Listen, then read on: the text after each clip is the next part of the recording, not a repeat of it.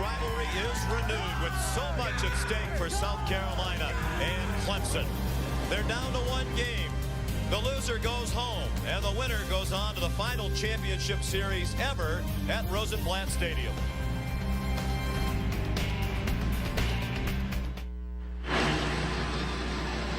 Up the middle, base hit. They're going to wave Bradley around. Here he comes to the plate, and South Carolina wins, and they're still alive. This is a great rivalry in all sports. 2-2 pitches, struck him out. A fitting ending to a masterpiece spun by Michael Roth.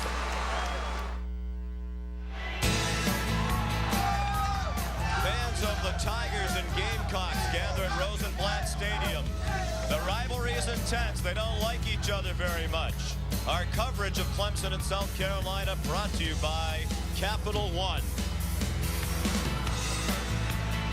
Tonight they meet for the 292nd time, dating back to 1899. They've never played a game with more at stake.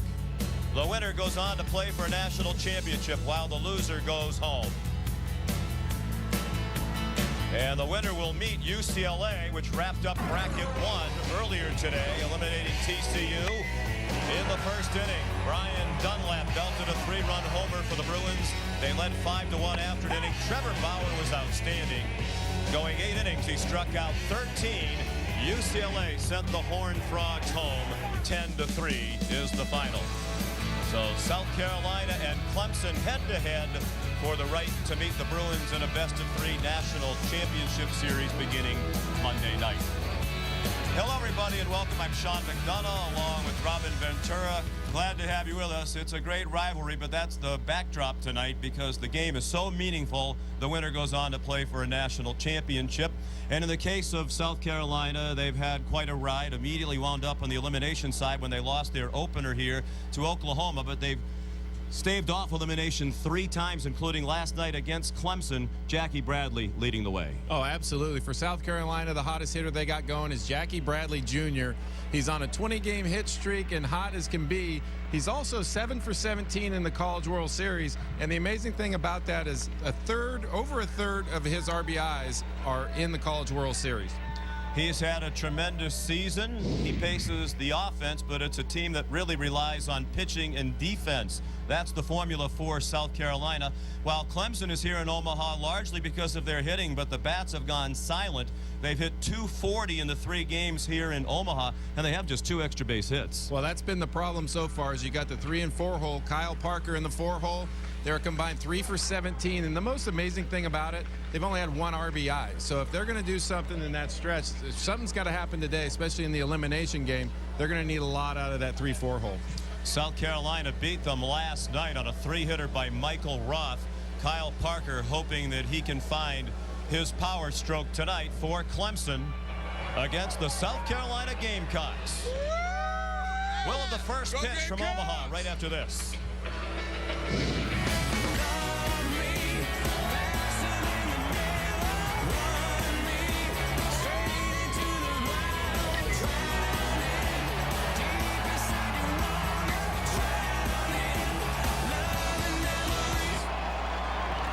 Well, the weather here in Omaha, hot and humid, probably a lot like what it would be for these 2 teams if they were back home in the great state of South Carolina.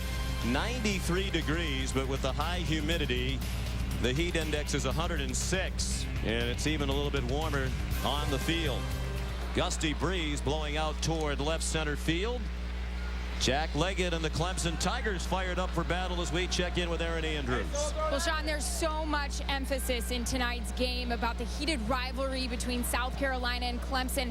And, of course, the winner goes on to the championship series here in Omaha. Loser, obviously, going home. But don't forget, a huge story this season here at the College World Series is that the fact this is it for Rosenblatt, and you have to think all these players in their back of their mind just thinking about how lucky they are to play in the final College World Series here in this amazing place.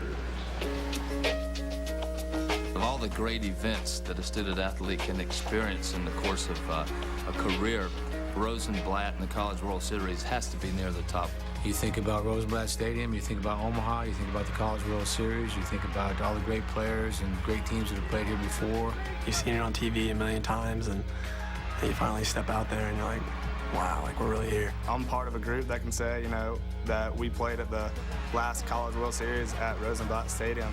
You know, we get a chance to close the chapter. It's just a special time in history.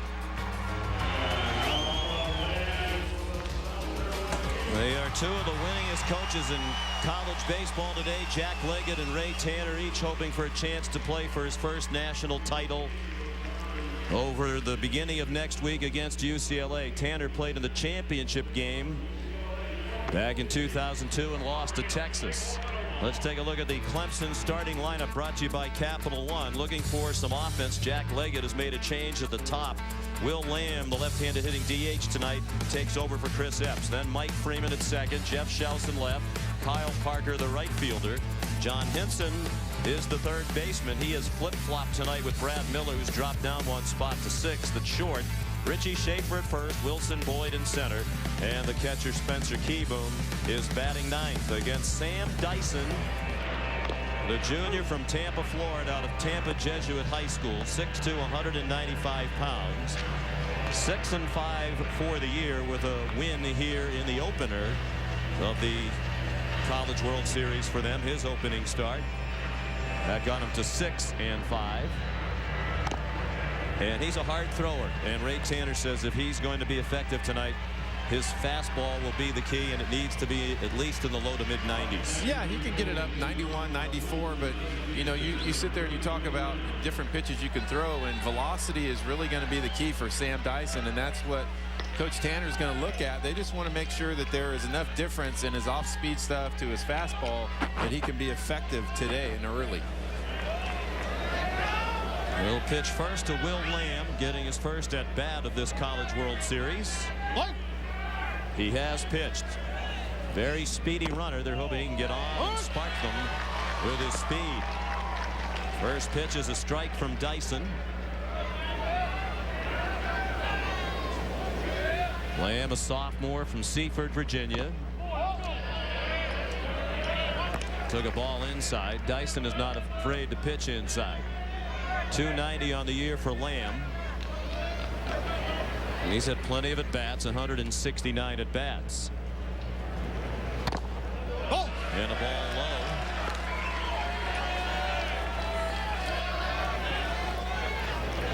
Mentioned he's not afraid to pitch inside. He did get the win, his 6th of the year, as they staved off their first elimination game against Arizona State. Went 7 1/3 in that one. On the ground to Bobby Haney, the shortstop, 1 out. He's out. South Carolina, very solid defensive team. They've made just 2 errors in 4 games here at the College World Series. They have Evan Marzillion left, Jackie Bradley Jr. on the SEC all-defensive team in center, and Whit Merrifield in right. Adrian Morales at third. The middle infielders are outstanding. Bobby Haney, only 6 errors all year at short. Scott Wingo on the conference all-defensive team with Christian Walker at first and Kyle Enders behind the plate. Mike Freeman, the batter. He's trying to break out of a slump. For his last 8 over the last 2 games. Senior from Orlando trying to avoid playing in his last game. And that is the reality for players on both sides. The seniors, some of the juniors who have been drafted and may opt to depart college baseball when this season is over. Well, that's the thing that you can't control really if you're a coach out here. Some of these guys having their minds wander. This is it. You know, this is my last chance. Might be my last game, and you know, hopefully some of these kids they're hoping for 2 more. Dyson throws strike 3 right down the middle. There's that good velocity that Ray Tanner was hoping for. 95 miles per hour. His first strikeout of the night, and very quickly 2 down for Clemson here in the first. Well, if you're looking for velocity, the first hitter gets fisted out to shortstop, and then he comes right back and throws a fastball in the inner half and just freezes Freeman. So that's a good sign if you're Ray Tanner.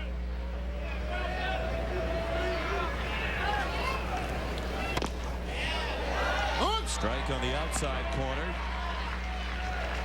Kelly Gonzalez is the home plate umpire. Jeff Schaus is the hitter. Another slumping Clemson Tiger, junior out of Naples, 0 for his last 6 in the last 2 games. Might also help the pitchers right now with those shadows. Bright sunshine over most of the field, but the home plate area in the shadows, and those shadows extend about halfway out to the pitcher's mound. It'd be tough to see for those hitters. Close, but a ball. Well, later in the night, it gets different. I mean, this is really dark shadows, and then it goes again. This is from the press box, and then it'll go later in the game where it's just from the stand, which isn't quite as abrupt as it is right now. Chop to second. Nice high hop for Scott Wingo. And the Clemson bats continue to be frustrated by South Carolina pitching. After a half inning, Clemson nothing. Jackie Bradley and the Gamecocks coming up in a meeting for the 2nd straight day, and the Tigers now have just 1 run and 3 hits in 10 innings against the Gamecocks. Here's a look at the starting lineup for South Carolina. They have Evan Marzilli, the freshman, leading off. Their lineup is brought to you by Capital One. Whit Merrifield in right, Jackie Bradley Jr., the red-hot center fielder. Christian Walker's had a great postseason at first base. Adrian Morales at third. Newcomer to the starting lineup tonight is Adam Matthews, the speedy designated hitter. Kyle Enders has hit a home run in this College World Series. Bobby Haney at short. And Scott Wingo, the second baseman, batting 9th. Against the ace of the Clemson staff, Casey Harmon Jr. from South Burlington, Vermont, and South Burlington High School, 8-3, making his 19th appearance of the year. All of them starts. That ties the Clemson single-season record for starts with several others, including Chris Benson. Harmon's had a very good year. Outstanding walk to strikeout ratio for his career. He's averaged about 4 strikeouts for every walk. One of the best in Clemson history in that area. Not surprisingly, his first pitch was a strike to Marzilli.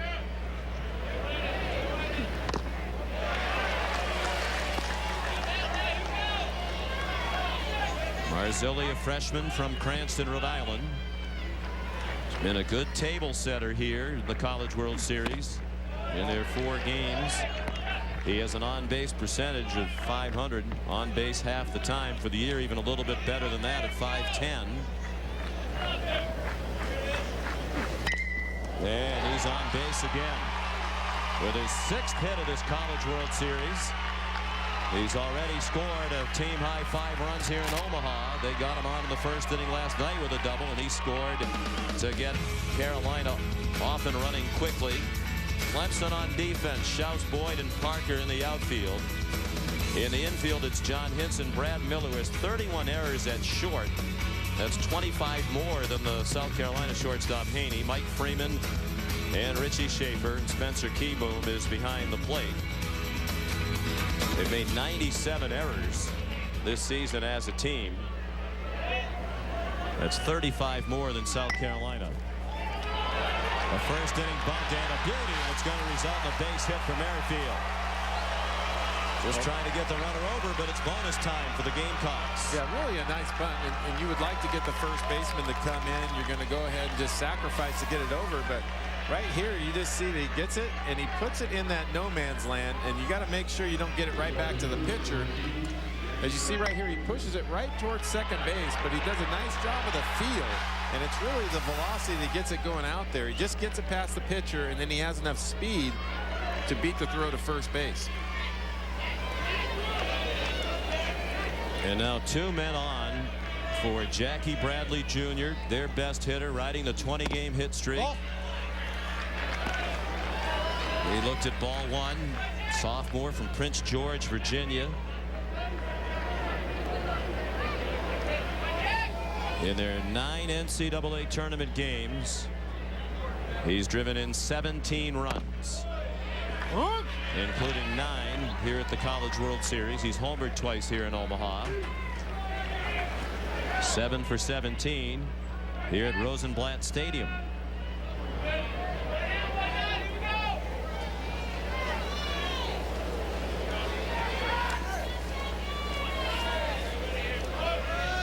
Turning as if to bunt, and he does bunt. And it goes foul. You surprised by that, as hot as he is? Well, I mean, you would be, but you're in an elimination game. You got a guy at the plate that can lay one down, possibly beat it out, and it might be, you know, his design. You know, you never know. You can look at Ray Tanner looking out there. I don't think Ray like that, if I'm reading his facial expression correctly. Sometimes players will just do that on your own. If you see the first pitch and you're not getting a good read on it, you might as well, you know, bunt it and get a guy over. Bradley has sacrificed just once all year. 1-2 pitch, base hit. You want him swinging the bat, and he does with nobody out. Chad Holbrook will hold the runner at third. Marzilli stops at third as Jeff Schaus played it very cleanly. Well, he's just been hot, and you know, not only just hitting base hits and getting, you know, game-winning hits, but he's been hitting home runs, getting things started, and he's driving the ball the other way. And that's what's key, is you can go ahead and drive the ball. This is the base hit he got the other night to tie it up. But for me, he's hitting balls the other way, driving the ball right there. He's not trying to do too much in his first at bat. He's hitting the ball in the left field. You know, really just locked in, especially early with the shadows, you know, facing a lefty. That's a tough at bat. And Clemson has plenty of respect for him. Jack Leggett says he's one of the best players we've faced this year, Jackie Bradley. How important do you think is the start of this game for Clemson? They got manhandled last night, really from start to finish. South Carolina grabbed the lead in the top of the first and did not let it go. Well, it's important. I mean, they were just putting up one run at a time last night.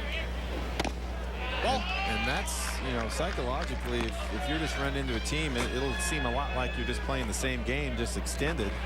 And, you know, you need to get out. So, you know, for Casey Harmon, you need to go ahead and try and get a strikeout. You know, do something tricky to where you can get yourself either a double play or a pop-up or a strikeout. Ball outside, chin swing. They appealed down the first. David Savage said no. Walker's had some big hits in this postseason. Freshman out of Limerick, Pennsylvania. He hit the game-winning 3-run homer in their 10-9 game at Coastal Carolina, which had an excellent team this year. Gave them the 10-9 win that sent them on to Omaha. Came with 2 outs, bottom of the 8th. They were down by 2 with 2 outs and 2 men on. 3-1. Count in his favor now. He's been their 3rd leading hitter in the NCAA tournament, .366. And has driven in 10 runs in their 9 NCAA tournament games. They've won 8 out of the 9. For Ray Tanner, swept through the regionals and super regional.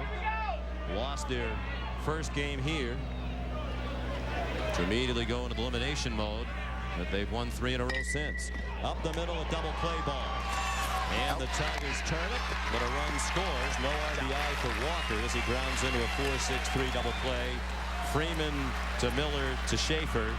But Clemson delighted to take that exchange. Absolutely. You know, you're sitting there in a situation, you've already given up the 3 hits. You know that they were putting runs on the board last night.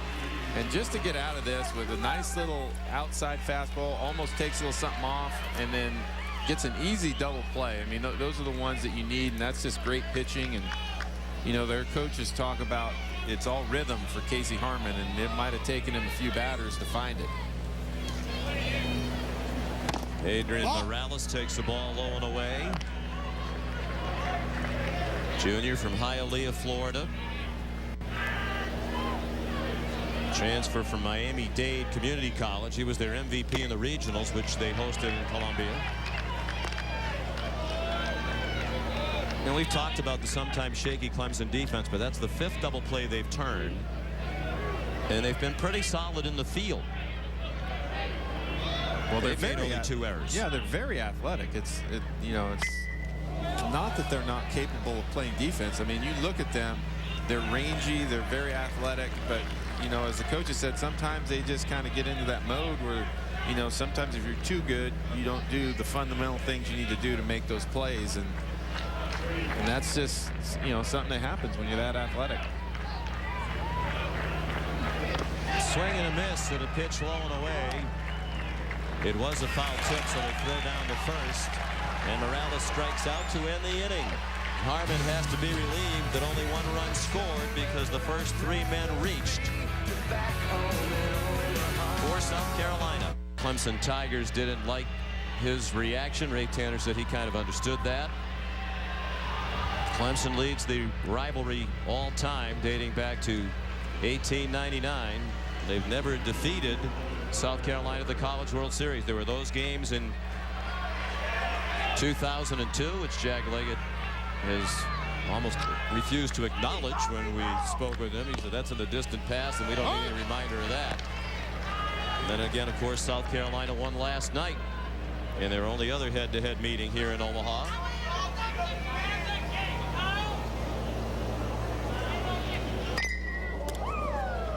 Kyle Parker hits it to second. He's out. Scott Wingo threw him out, so his frustration continues. I like how we were talking to the coaches, and you get Clemson that doesn't want to bring it up about 2002, and then you get South Carolina. He said, that's exactly what I'm going to use to motivate my team, you know, that it can happen. You know, you can beat a team 2 in a row to advance to the finals.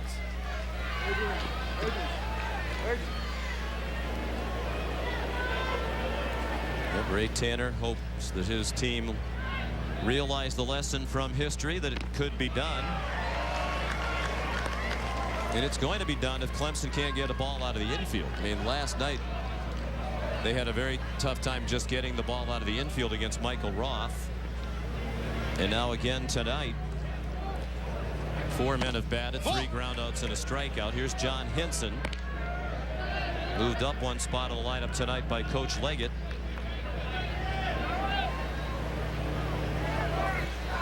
.347 for the year. Their 3rd leading hitter, 2nd on the team in homers and runs batted in. And 5 for 13 here at the College World Series. That's even after an 0 for 4 last night. He had 8 multiple hit games in the previous 9 before he was cooled off by Michael Roth, as the entire team was by the soft tossing lefty,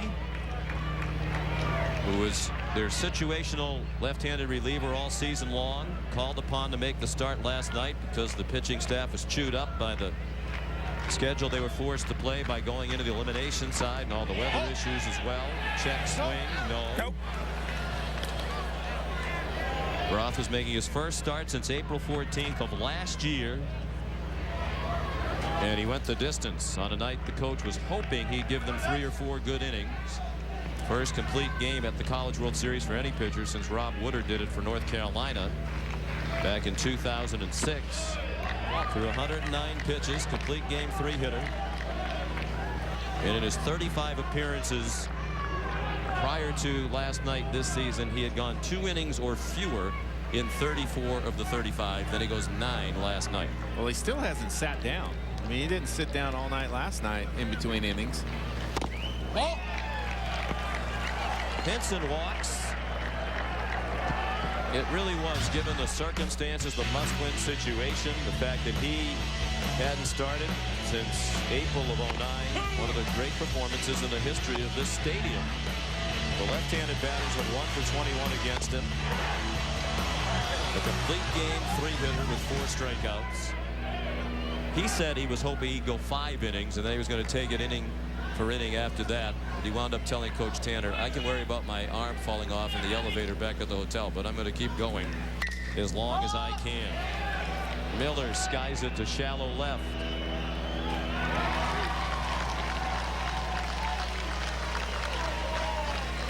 Two outs. The runner at first. Let's head down to Erin Andrews. Sean, I hope you had your Pedialyte today. It is the hottest day of the year so far in Omaha. And right before the game on the field temperature was a little over 100 degrees. Now I'm in the South Carolina dugout on purpose because it's a lot cooler over here than it is over in Clemson. Every time the Gamecocks we come over here in the dugout. Well, it's so hot down there. His microphone just melted. We'll get back to her in a moment. Yeah, a lot of the Clemson dugout is in the sunshine. But as we said, these two schools are both from the state of South Carolina, the great Palmetto State. They're about 132 miles apart. And this is pretty much a typical summer day in South Carolina. It's going to be very hot, and very humid. That's what we have here in Omaha. So this feels like home to them. Yeah, this is not going to be a factor for them, especially, you know, once the sun goes down, it'll be something that they're probably used to playing in every night. Ball. Dyson missed low to Richie Schaefer.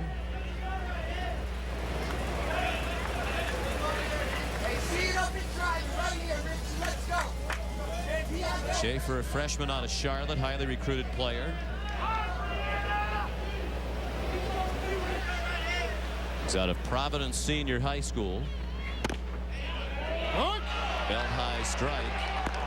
Kelly Gonzalez, the home plate umpire, a little bit slow before he calls those strikes. Kind of out of the Tim McCullen school for Major League Baseball. Maybe a little quicker than him. A little quicker. It's an announcer's nightmare. You think it's a ball, and then all of a sudden the arm comes up at a leisurely pace.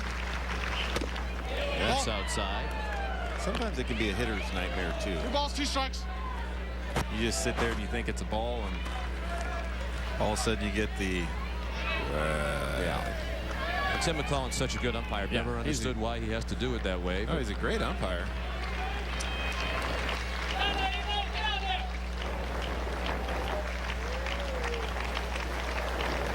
2-2 from Sam Dyson. Line to center and sinking fast. It'll fall in front of Bradley for a hit. And the throw to third is a good one, but just a little bit offline. Henson in safely. Schaefer has a hit. And Clemson with a tying run at third here in the second inning with 2 down.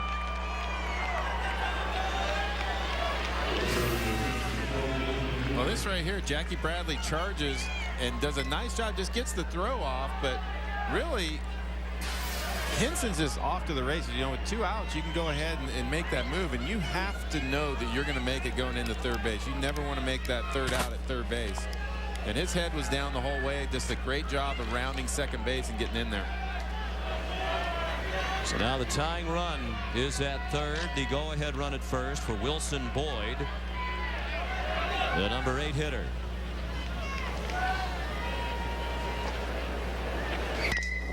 First ball swinging, high fly ball, pretty well hit, getting a push from the breeze. Bradley back at the wall to make the catch. Boy, you saw the effect of the wind there, blowing out with gusts up near 25 miles per hour. That went a lot longer than it appeared it would off the bat. Clemson strands 2, still 1-0 Gamecocks. So many great memories, so many great moments here at Omaha's Rosenblatt Stadium in its final season hosting the College World Series. Next summer we'll move downtown to a beautiful new $128 million ballpark. About 3 miles from here.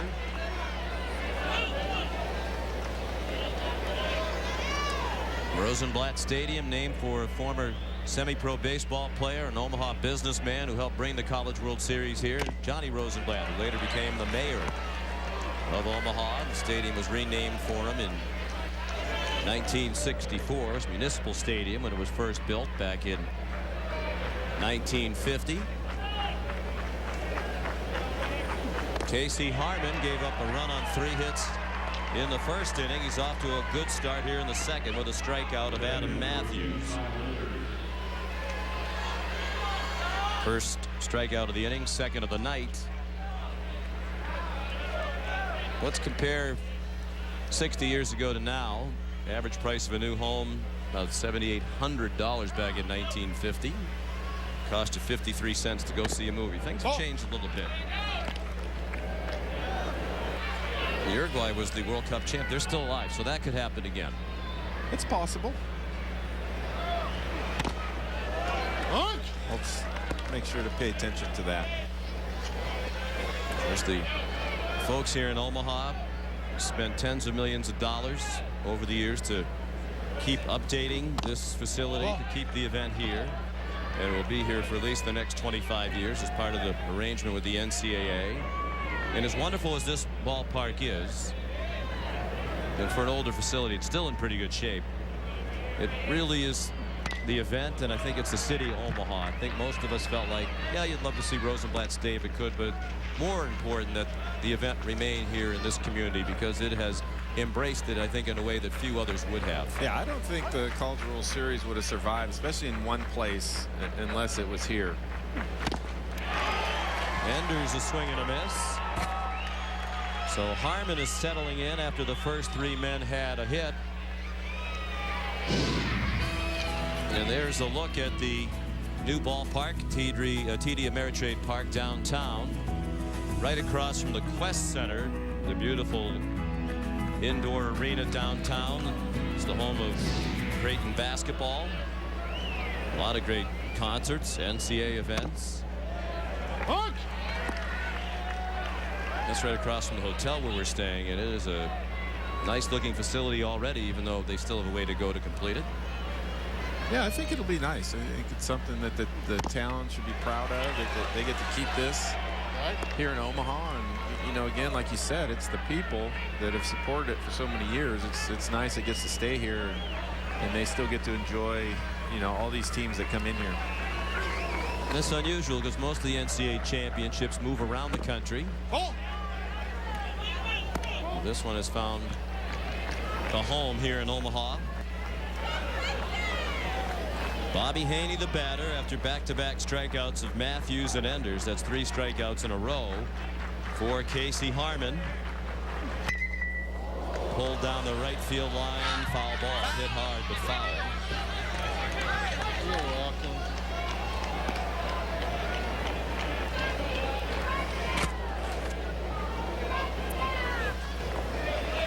Harmon, a draft choice of the Chicago Cubs this year, in the 29th round.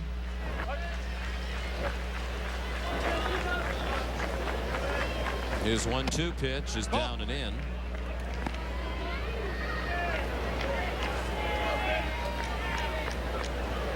Casey's been their #1 starter, their Friday night starter, beginning all of their conference series on the weekends since the middle of last season. And he's found a nice groove now after a shaky beginning. 4 straight strikeouts. After 2, it's 1-0 Carolina.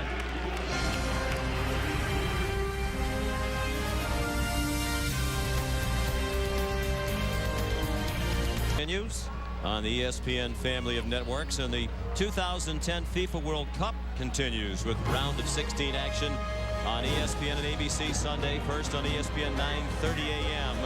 A marquee matchup. 2 of the great powers in the world in soccer. Germany takes on England. And then on ABC at 2 Eastern Time, Argentina faces Mexico. World Cup is available on TV, online, and on your phone. It's the 5th World Cup meeting between Germany and England. Germany's 1-2, England 1. One finished in a draw. They haven't met at the World Cup since 1990. And of course, today, the end of the run for Team USA. They lost in extra time to Ghana. Hook! In the knockout stage there in the round of 16.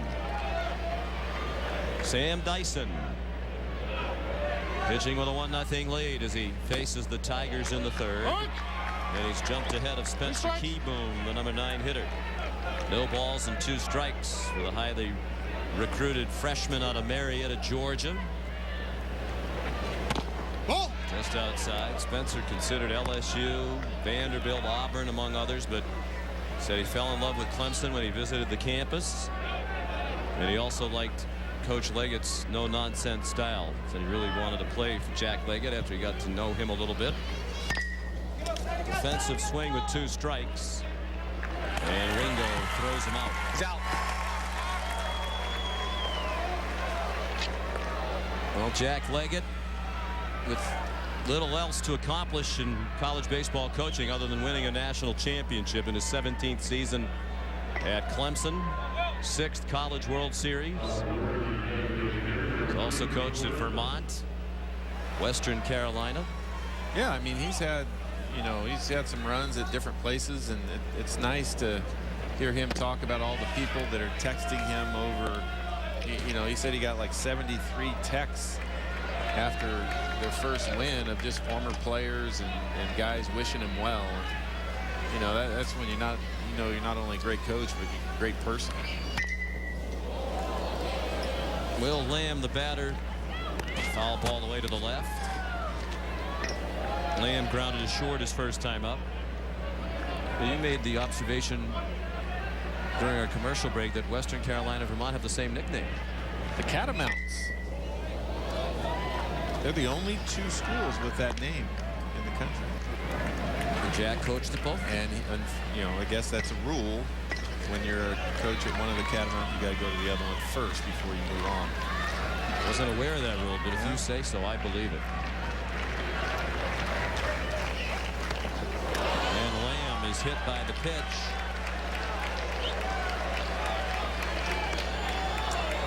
He is a threat to run. Jack Leggett, one of just 12 men who both played and coached as a head coach of the College World Series. Played for the 1976 University of Maine team under the legendary John Winkin. They were eliminated that year by Arizona State. Jack was a 2-sport star at Maine. Fine defensive back in football. Still has the record for the longest field goal for the University of Maine. 52-yarder. 56 years old now, and in I would say comparable physical shape, if not better, than many of his players. We mentioned a couple of nights ago during the Omaha Challenge, their team fitness off-season conditioning competition. He did the most pull-ups. Well, if there was eligibility left for Jack Leggett, he could, you know, put a glove on and go out and play, because he is in great shape. He did 27 pull-ups in one set to win the pull-up challenge. Really does coach baseball with a football mentality.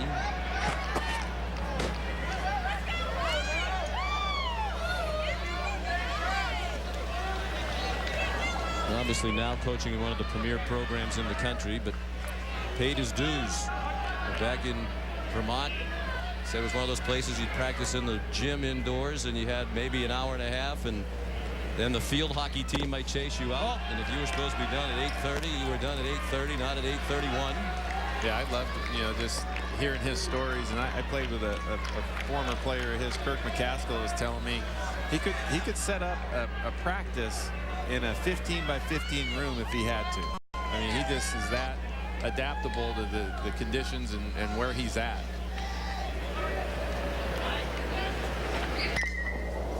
Out of play to the left, Mike Freeman, the batter, with the tying run at first. And one out. He had the shot earlier. We talked about the football mentality. They look like a football team ready to charge onto the field, all fired up just before the game tonight. Well, you notice the players slowed down a little bit. He didn't slow down. I think he might want to hit somebody. When he was at Vermont, they had no scholarships. He had no assistant coach.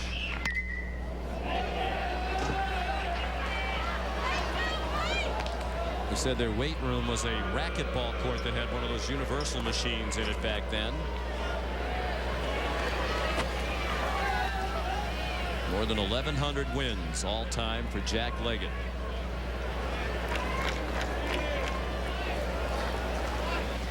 Two balls, 2 strikes. He's had a lot of disciples go on to success as college head coaches as well. Oh. Pitch just missed. Todd Raleigh, who's the head coach of Tennessee, played for Jack Leggett at Western Carolina. His former assistants at Clemson, Kevin O'Sullivan, Tim Corbin, John Pulowski, all head coaches now in the SEC. O'Sullivan at Florida, Corbin at Vanderbilt, Pulowski at Auburn.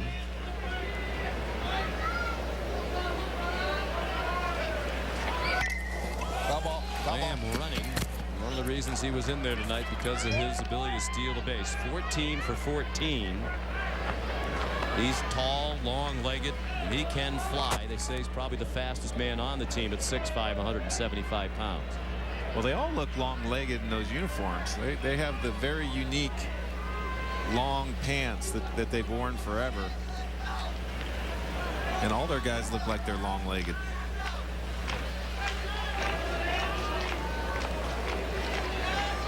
Lamb runs again. He got a great jump, and Freeman fouled away the 8th pitch of the at-bat. Lamb's getting his wind sprints in on a hot night. The heat advisory in effect for the Omaha area. Well, this is one of those situations really where Freeman gains an advantage. The more pitches he sees, the better his timing gets. And knowing that Lamb's going to be running, you know, it's one of those things that you just get a better feel as a hitter the more pitches that you see, and you can gauge that velocity. Jack Leggett describes Freeman as a battler at the plate. He is battling. It's a bullet that eats up Wingo and goes out into shallow right center. Lamb was running, and he is held by Jack Leggett. That had to be a difficult decision for the coach, because with Lamb's speed, he might have had a chance to score. Just one out. Jack Leggett didn't want to take the chance. And they have runners at the corners with one out. Well, the more chances you get to see pitches, the better your timing gets. And this ball is just hammered. You see Lamb's off and running. It almost hits him. And that's just the ball that's hit too hard to be caught by Wingo. You know, you're trying to stay in front of that thing, but it hits that dirt, and as soon as it hits that dirt, it kicks up towards his shoulder. And really no chance to keep it in front of him.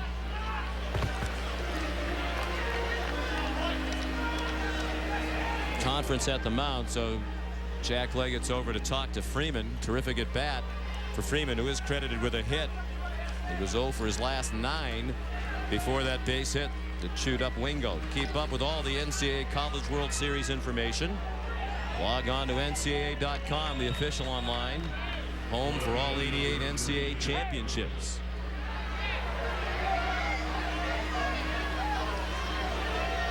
Well, you talked at the top of the telecast, Robin, about the need for the 3 and 4 hitters, Schaus and Parker, to get something done for Clemson. Here's a great chance for Schaus to tie it or perhaps even put them ahead. There's just one hit in this College World Series. He's their team leader in runs batted in with 86. It's more than any other player at this College World Series. Well, we were talking about how he needs to come through, but, you know, again, you see so many pitches, and him being a left-handed hitter and Freeman going up there and seeing all those pitches, it also helps out Jeff Schaus that Mike Freeman saw all those pitches. It helps his timing as he's on the on-deck circle. Grounded to second his first time up. 1-0 South Carolina, but the Tigers with runners at the corners, one out. And a count of 2-0 on one of their best hitters, Schaus. Now, really here for him, knowing that he's been struggling as a hitter, make sure you get a 2-0 pitch, get something, you know, in the middle of the plate, guess where it's at, and just go after it. That could be a double play ball if they hurry. Wingo to Haney, and they never did quite get the double play in sync. Lamb scores, and Clemson has tied the game at 1. And Schaus has his first RBI of this College World Series. Well, you'd like to string together a big inning, but it's just one of those balls not hit that hard to Wingo, not really a chance to turn a double play. Yeah, he's thinking he might have been able to get a double play, but, you know, with Schaus running down the line, that's one where you got to make sure that you get one. The worst thing you can do with South Carolina is try and force it. All of a sudden, you got to run in first and second, one out. So now Kyle Parker, the first-round pick of the Colorado Rockies. 26th player taken overall in the most recent draft earlier this month. The only first-round pick among the 8 College World Series teams here this year. About time for him to deliver a big hit for Clemson. 2 for 10 with his 0 for 1 tonight. And he's hit by a pitch for the second time in this College World Series. That'll move Schaus down to second, the go-ahead run in scoring position for Clemson. Well, that's just the case of them trying to run the ball in on Kyle Parker, and this one gets away, just runs in, clips him on the elbow. But the other thing that you see with Clemson is the wind blows out here, and the ball carries very well, but it blows out to left center. And if you're a left-handed hitter, try and hit something in the left center and take advantage of hitting the ball in the air and let it carry. Instead of trying to hook something in the hole, go ahead and let something go on the outer half and get it in the air. You know, take advantage of that wind.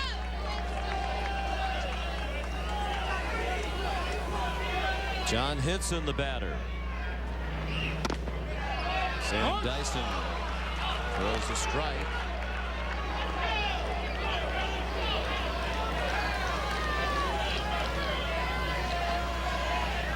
Hinson walked in the first.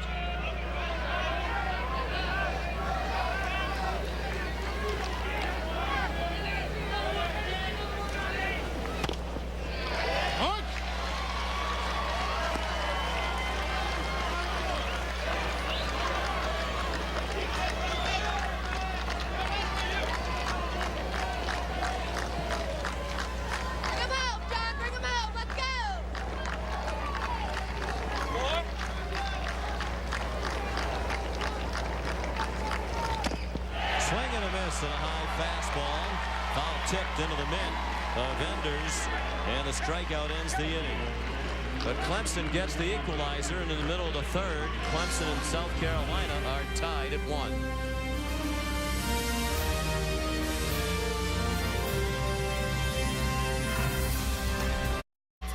Deciding game of bracket 2. The winner will head on to the best of 3. National Championship Finals series against UCLA, which eliminated TCU. 10-3 was the final earlier this afternoon. UCLA forced into that deciding game. They were 2-0 to start in that bracket, as was Clemson. It's the first time since they went to this format back in 2003 that both 2-0 teams were forced into a game at 2-1 in a win-or-go-home situation. That's bizarre. You would think that, you know, since they've had that format, that you would at least have 2 teams come back in the same day, but obviously some gritty teams this year. Ball. Scott Wingo, the leadoff batter. Number 9 hitter for South Carolina against Casey Harmon, who was struck out 4 in a row. He's had a strange outing. The first 3 batters had hits, all of them singles. They scored 1 run on 3 hits. Well, the coaches talk about Casey Harmon. They say he's just great at adapting of whatever's working for him. And I think early on he was trying to find that, but sometimes you find yourself in trouble right away, and you're not going to find it till the 2nd or 3rd inning, and that's what's happened to him.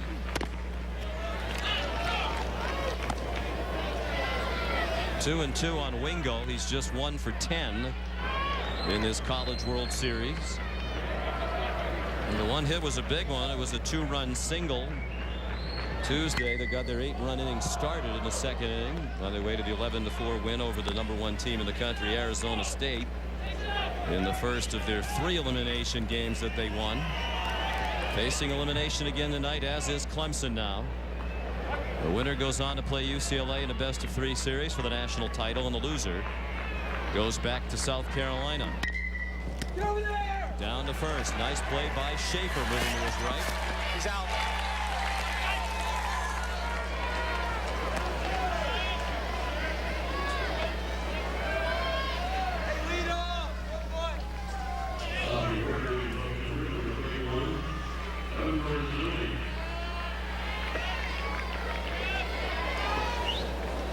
Evan Marzilli, the hitter, now top of the order for the 2nd time, and as has been the case throughout this postseason, Marzilli's been a very good table setter for the Gamecocks. He singled leading off the ball game and scored.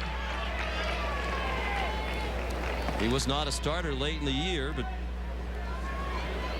Coach Tanner thought they needed a little more energy and an offensive spark. Evan's a good offensive player, so the coach put the freshman in there, and he's been their leading hitter in the NCAA tournament for batting average, even a higher average in the tournament than Jackie Bradley. Marzilli, 14 for 32. Push from the wind, but Royd had room, and there are 2 down here in the 3rd. Well, I think Casey Harmon's starting to find his rhythm, and finding what he's doing. He's just picking that outer half against the righties, sinking it away, and running that slider away on the lefties. And if you can find a groove, it's one of the things. Let your defense work for you. As I mentioned, he's from South Burlington, Vermont. 3 of their top pitchers are all from New England. They have only 3 players on the team from New England, all of them pitchers. Casey Harmon, Scott Weissman from Boxborough, Massachusetts, and Dominic Leone, we saw last night, the freshman from Norwich, Connecticut. Merrifield, the hitter. 2-0 the count. Well, I think a lot of that comes from, Jack Leggett being from New England, and just the contacts that he has, that he's comfortable recruiting, and the opinions of high school coaches. With players from that part of the country, as Jack said when I spoke with him earlier this morning, sometimes you have to be able to project a little bit because they don't typically play as much baseball with the long winters. So sometimes you have to look for potential rather than already developed talent. Sometimes you have to project what they would do in baseball while you're watching them play hockey. Casey Harmon from the same high school as Jack Leggett. There's a strike. Jack played at South Burlington High School back in the early 70s and played on a couple of state championship baseball teams. That high school did not win another state championship until a few years ago when Casey Harmon was on the team. That's in the air in right center, and a long run for Kyle Parker, and he can't get to it on the fly. Stops it in the gap, but it's a double with 2 outs for Merrifield.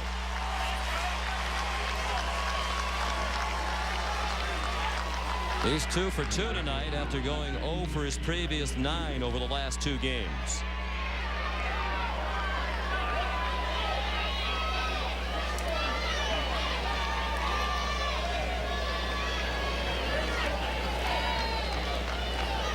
And now Jackie Bradley, 1 for 1 tonight to extend his hitting streak to 21 games. He singled to left in the first when they scored their run. Their first hit since the first inning. 4 hits now for South Carolina. The extra base hit by Merrifield, the first of the night for the Gamecocks.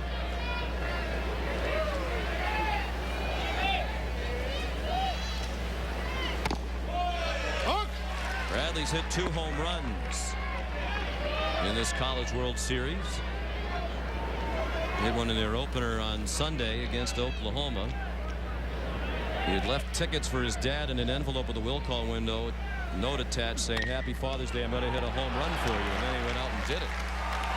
He hit a rocket there, but right at the second baseman Freeman, and that ends the inning. In all of college baseball, 2 schools, only a little more than 2 hours drive apart. Spirited rivalry in football back in 2004. They had that very ugly bench clearing brawl. Lasted more than 10 minutes. Clemson with the all-time lead, but when it's been Leggett against Tanner, it's almost dead even. We mentioned the exact same circumstance existed in 2002. South Carolina wound up defeating Clemson twice. They're trying to do that here in 2010 as well and deny Jack Leggett again a chance to play for the national championship.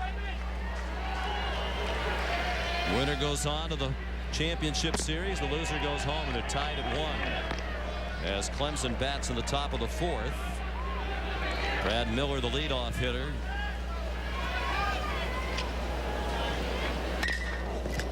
Hits it sharply to second baseman Wingo. And the out recorded at first. Wingo had trouble handling the hot smash, then slipped a little bit as he got to his feet. The throw was offline, but Walker put the tag on Miller, who's 0 for 2.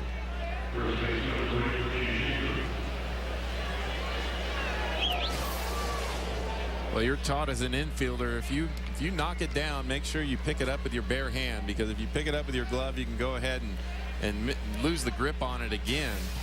So that was a nice job by Wingo just to make sure he picks it up with his bare hand.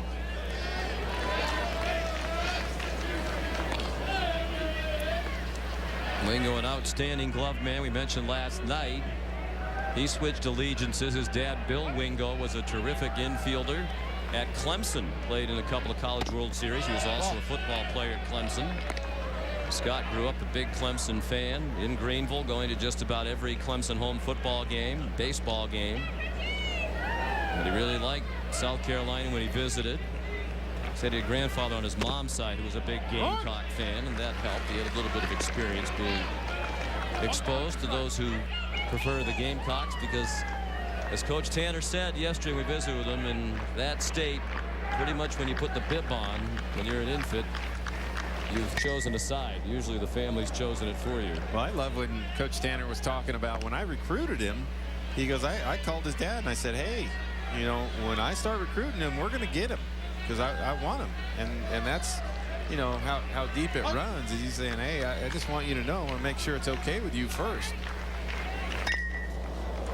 Wingo again has the line drive off the bat of Schaefer. 2 outs. Yeah, Ray Tanner said, I didn't really think Clemson wanted Scott Wingo, and you could understand that. He was not a very good hitter, and he hasn't been a very good hitter in college baseball either. And just because your dad was a good player there doesn't mean teams have to take players as legacies. But it's worked out well for everybody. Scott likes South Carolina. Ray Tanner's happy they have him.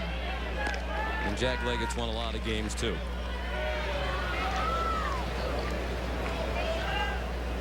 Guys.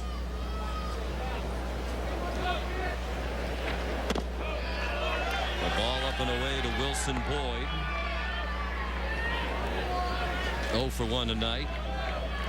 Ray Tanner's also glad that he has Sam Dyson. Didn't think he was going to get Sam out of Tampa Jesuit High School. He was a top prospect. It was very likely out of high school he'd be drafted and go on to professional baseball, but he hurt his arm as a senior in high school. He's had to have shoulder surgery twice. He's still been drafted a couple of times. Last year by Oakland in the 9th round, this year by Toronto in the 4th round.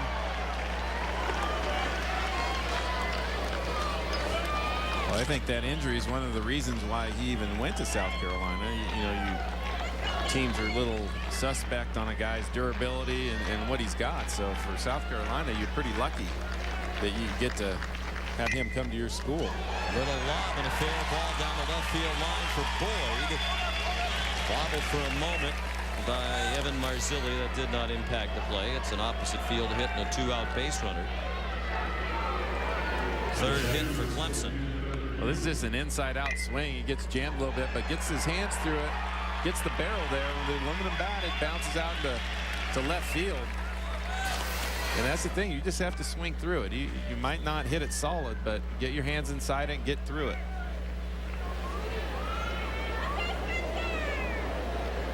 What's amazing, Clemson is in this situation. A win away from going on to the championship finals. Keyboom, the battery, grounded out. It's the 4th game at this College World Series for Clemson, and they have 2 extra base hits. Keyboom out of the chop of the short. Haney threw him out. The Tigers have stranded 5. When we come back, Aaron Andrews will visit with Trevor Bauer of UCLA. Back at Rosenblatt Stadium in Omaha, where earlier today UCLA in a winner-take-all game to win bracket 1 ousted TCU. A brilliant performance by Trevor Bauer. He threw 135 pitches over 8 innings and struck out 13. He was staked to a quick 5-1 lead, and UCLA basically cruised to a 10-3 victory. A little parting shot at the Horned Frogs there with their trademark. And the pitching's been outstanding. Bauer now 2-0 with 24 strikeouts here in Omaha in just 15 innings, and he's with Aaron. And I'm going to rat him out here. He just said, I can't even hold back a smile on that one. He also mentioned, I don't think anyone saw it. They all saw it now. You got caught up in the moment, right? Nothing. Yeah, a little bit. Nothing malicious, just kind of pumped up. And there's no shame in that game. Hey, let's talk about how hot it was today on that mound for you, obviously. They say it's one of the hottest days in the year. And you're sporting the leggings and the long sleeves. I mean, how brutal was that? Well, it was pretty hot. First 3 or 4 innings, I was kind of struggling out there. But, you know, it's something I do every start, and I wasn't going to change it now. And just wanted to, you know, help. It kind of helps me stay loose, and, you know, I just went with it. We've been able to see both of you, or both of your performance absolutely dominating here in Omaha. What do you think has been key for you? You know, it's been, you know, mainly my sports psychologist, or the team sports psychologist, Ken Ravizza, talking to him about going pitch to pitch and just controlling what I can control. And, you know, that's really been the biggest thing for me. Most people, when I ask them, who do you want to see come out of this game so you can play them in the championship series or the next game, they all say, we don't care. But you actually want to play someone. Tell us who you want to play. Well, I'd like to play Clemson just because I know their shortstop, Brad Miller. It'd be cool to, you know, to see him in the, you know, in the finals and see him get there too. Talk about why you know Brad Miller. Well, I met him this past summer on, you know, Team USA, and he probably wouldn't want me to share it, but we actually both missed our flight to Japan because we forgot our passports together, so we're kind of tied at the hip on that one. So you know Brad Miller very, very well. Very well, yes, indeed. All right, well, finally, UCLA has never won a College World Series title. What are you guys talking about now that you're on your way to the finals here? Oh, great for the program. You know, wonderful. It's what we set out on the beginning of the season to do this, and, you know, kind of get here for the seniors on the team. And, the program, and it's really not that big of a deal that we've never won one. We're just kind of going game to game and trying to win it for the kids on the team right now. What do you have left for us in the championship series? Don't know. Well, we know you'll have that hat. How's that hat holding up, by the way, with that heat? Well, it's holding up great. It's resilient. There's a deep drive to left, and South Carolina has taken the lead on a home run by Christian Walker. After a lengthy at bat, with Casey Harmon fouled off a number of pitches and then hit a bomb into the seats and left. His second home run of this College World Series and his 9th of the season. It's 2-1 Gamecocks. Well, again, you get more pitches you see, the better chance you have of getting the one that you like. You see this one just out over the plate. Christian Walker just throws his hands out. He has a good base, gets that barrel out there, and all you got to do is get it up into left center or to left field, and it'll carry.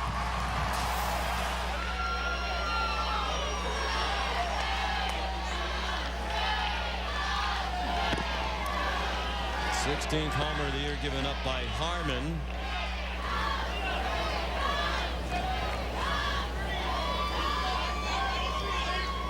He's given up 38 career home runs now. That's a lot, but 29 of them have been solo shots, including that one. So he tends to minimize the damage done by the long ball. He throws a lot of strikes, and when that happens, you're going to give up home runs. Yeah, good pitchers, you know, if you look at them, they give up a lot of solo homers. And that one eats up the shortstop Miller. Trevor Bauer's good buddy. And Morales is aboard. Well, good luck to Bauer. In his 15 innings pitched here, Robin, at the College World Series, he's now thrown 261 pitches. So we'll see how much he has left when he comes back against the winner of this one.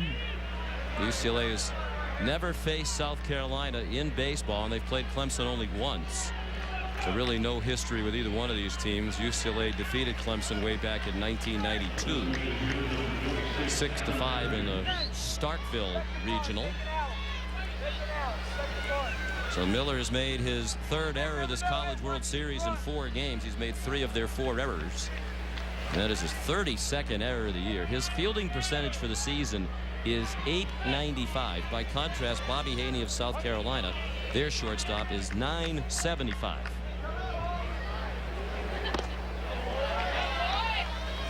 Adam Matthews, the batter.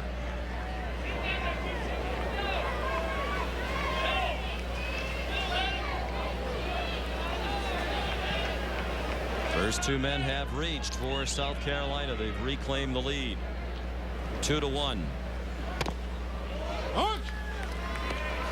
Chad Holbrook, the associate head coach and third base coach, at whom Matthews is now looking. Been around college baseball a long time as a player and a coach at North Carolina, now in his 2nd year at South Carolina, and he described Matthews as an elite athlete in terms of athletic ability, one of the best he's ever seen in college baseball. A hard bunt to Harmon. He gets the out at second.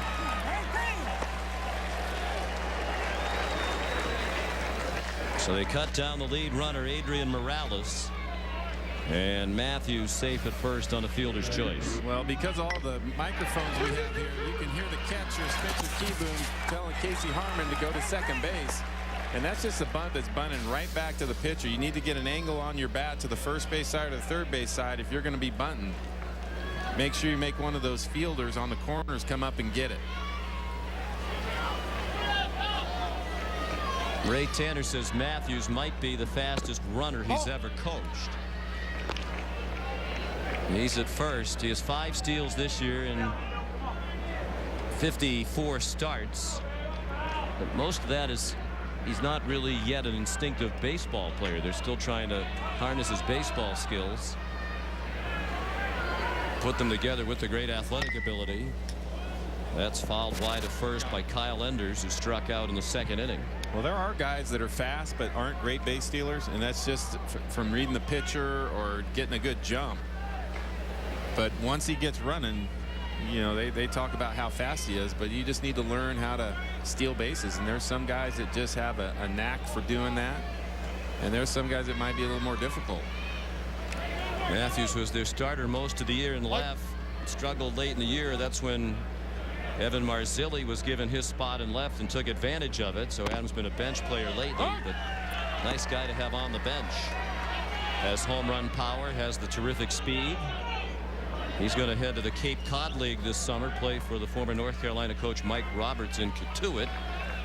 Mike's a terrific coach, the dad of Brian Roberts of the Baltimore Orioles. So again, an opportunity for Adam Matthews to continue to develop baseball skills and some confidence. Chad Holbrook said he just lacks confidence as a baseball player, and once he gets that, he's going to be scary good. Well, those summer leagues are tremendous for players to go out and play for somebody else. You know, go someplace where you're not playing with the same team you've had all 6 months and improve. You see a lot of really good players that go out. You got the Cape Cod League, California Collegiate League. You know, a lot of them are these wood bat leagues, so really good for these players. Ball's inside. Just inside. You played in the Cape Cod League, did you not? I did. The Hyannis Mets. What a great way to spend the summer. Oh, that One of was the most great. beautiful places in America, Cape Cod, Massachusetts. Swing and a miss, and Ender strikes out. So 2 outs here in the 4th. South Carolina leading 2-1 after the leadoff homer here in the 4th by Christian Walker off Casey Harmon.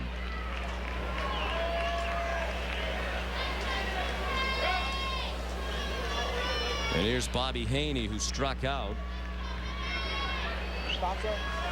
in the 2nd inning when Harmon struck out the side. Thank you. 5 strikeouts now in 3 2/3 innings for Casey Harmon. What?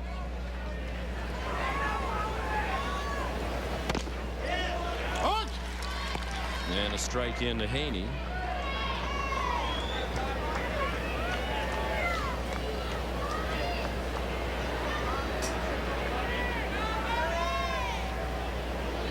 Harmon pitched their first game of this College World Series on Monday morning after their Sunday night game was postponed to Monday morning. Casey pitched a solid game against the #1 team in the country that was hitting .338 as a team. Gave up 3 runs on 7 hits in 6 innings. He got the win. Threw 97 pitches Monday against Arizona State. There's a line drive to right and a hit on a hop in front of Parker. Matthews has to stop at second. So the Gamecocks are looking for more here in the 4th, trying to add to their 2-1 lead. And ordinarily for a major league pitcher working on Monday and again on Saturday, that would be the normal rest. 4 days rest in between. But bear in mind, these college starters generally pitch once a week. In the case of Harmon, he's the Friday night starter, so he generally pitches every Friday night. So for him, it's a little bit short rest. Yeah, usually your conference games are on the weekends, so that's why they have a guy throw on Fridays. Is that's who you're facing. Those are your teams that you have to battle with in your conference. And so, you know, some schools have tough midweek games, but you always want to save your #1 for that Friday night going into a conference game.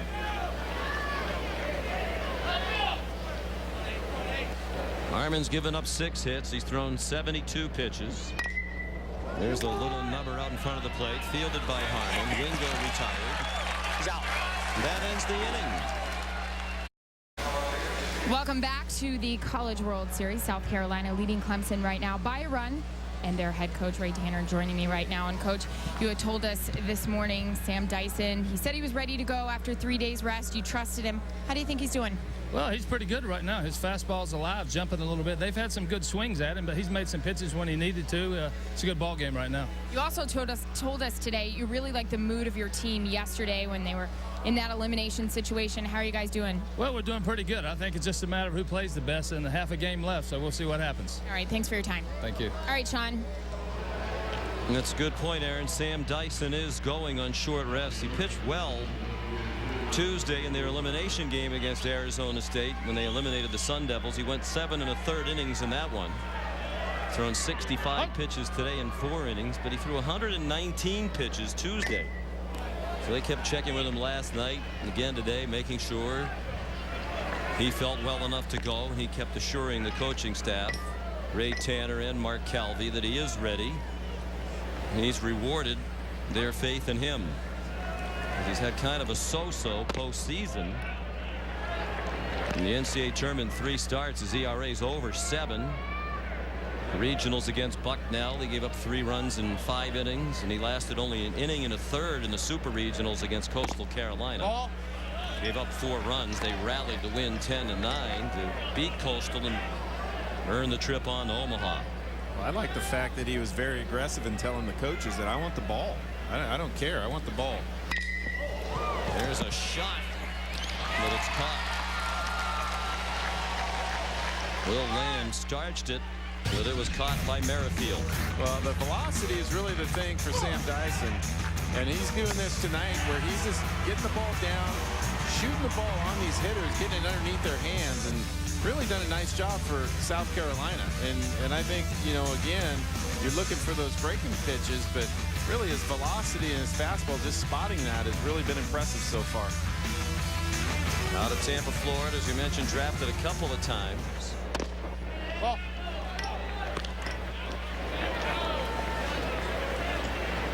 And you would expect after his junior year being drafted in the 4th round that he would sign. Typically that's what happens. But Ray Tanner said he's not 100% sure. Dyson's a different kind of cat. I think usually around there, if he's thinking about playing professional baseball, that's usually around that guys usually sign.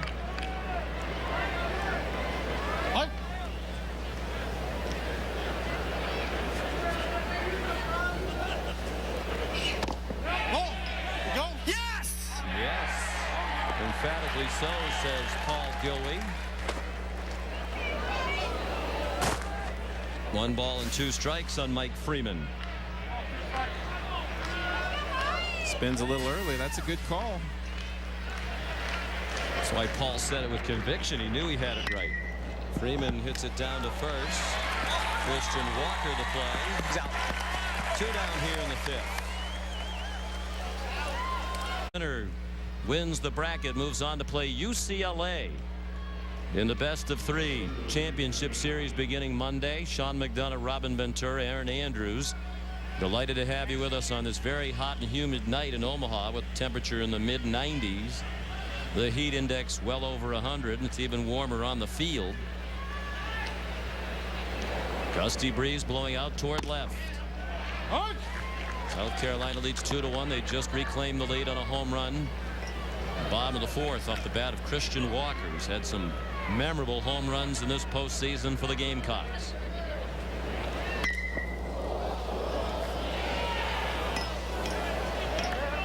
Jeff Schaus hit one sharply foul.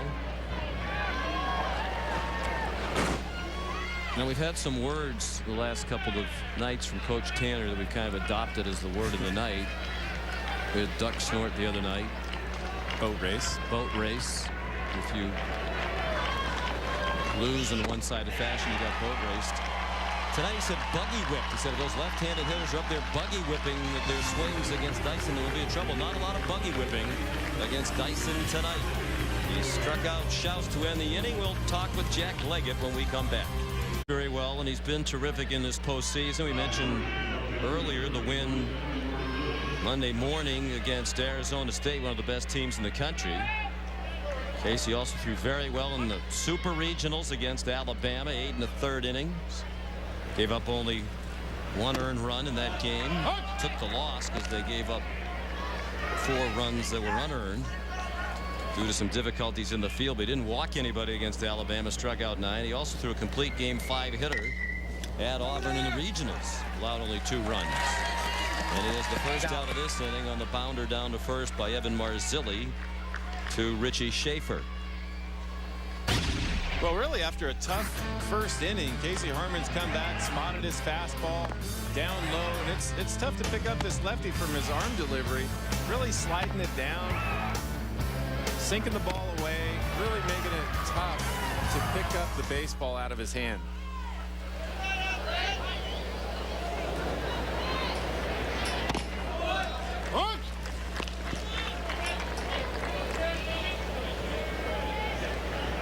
Only 2 flyouts, but unfortunately for Casey Harmon. They did hit a ball that flew out of here last inning. Christian Walker, the leadoff homer. That's the difference in the game right now. Carolina scored a run in the first inning. 3 straight hits. Singles by Marzilli, Merrifield, and Bradley, and then Christian Walker grounded into a double play. Marzilli scored from third. Clemson tied it in the third. Will Lamb was hit by a pitch with 1 out. Moved up on a single by Mike Freeman.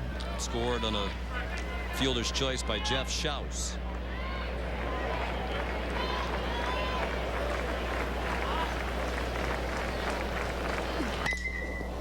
In the air, right center. That's going to find a gap, and Parker cannot cut it off. It goes all the way to the wall. Merrifield is good speed. He's going to try for third. He's going to make it to third. The throw got away, but it's backed up nicely by Harmon. It's a triple for Merrifield. His third hit of the night. A single, a double, now a triple.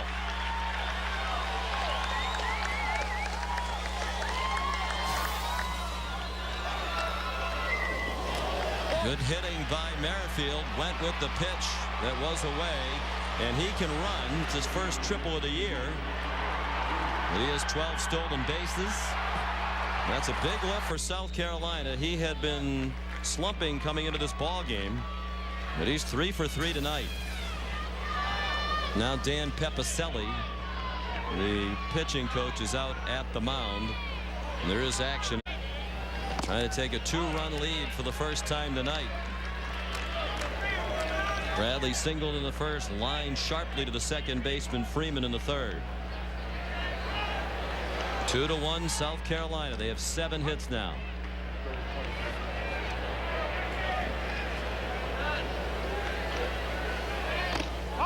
That grazed him. It did hit him, so he'll take first base.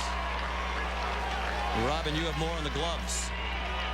Well, for people that watch Major League Baseball, you might think these look similar to somebody else's, and these are actually got number 23 on them, and that is for Carlos Pena of the Tampa Bay Devil Rays. It has the same exact problem that Jackie Bradley Jr. had, and he wears these to protect his hands also, and they were lucky enough to get some sent up here.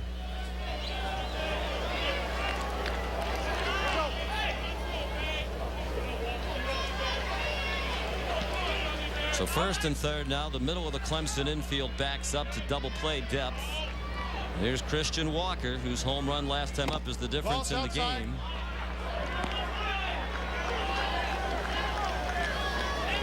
He took a ball outside. Casey Harmon trying to keep it away from him.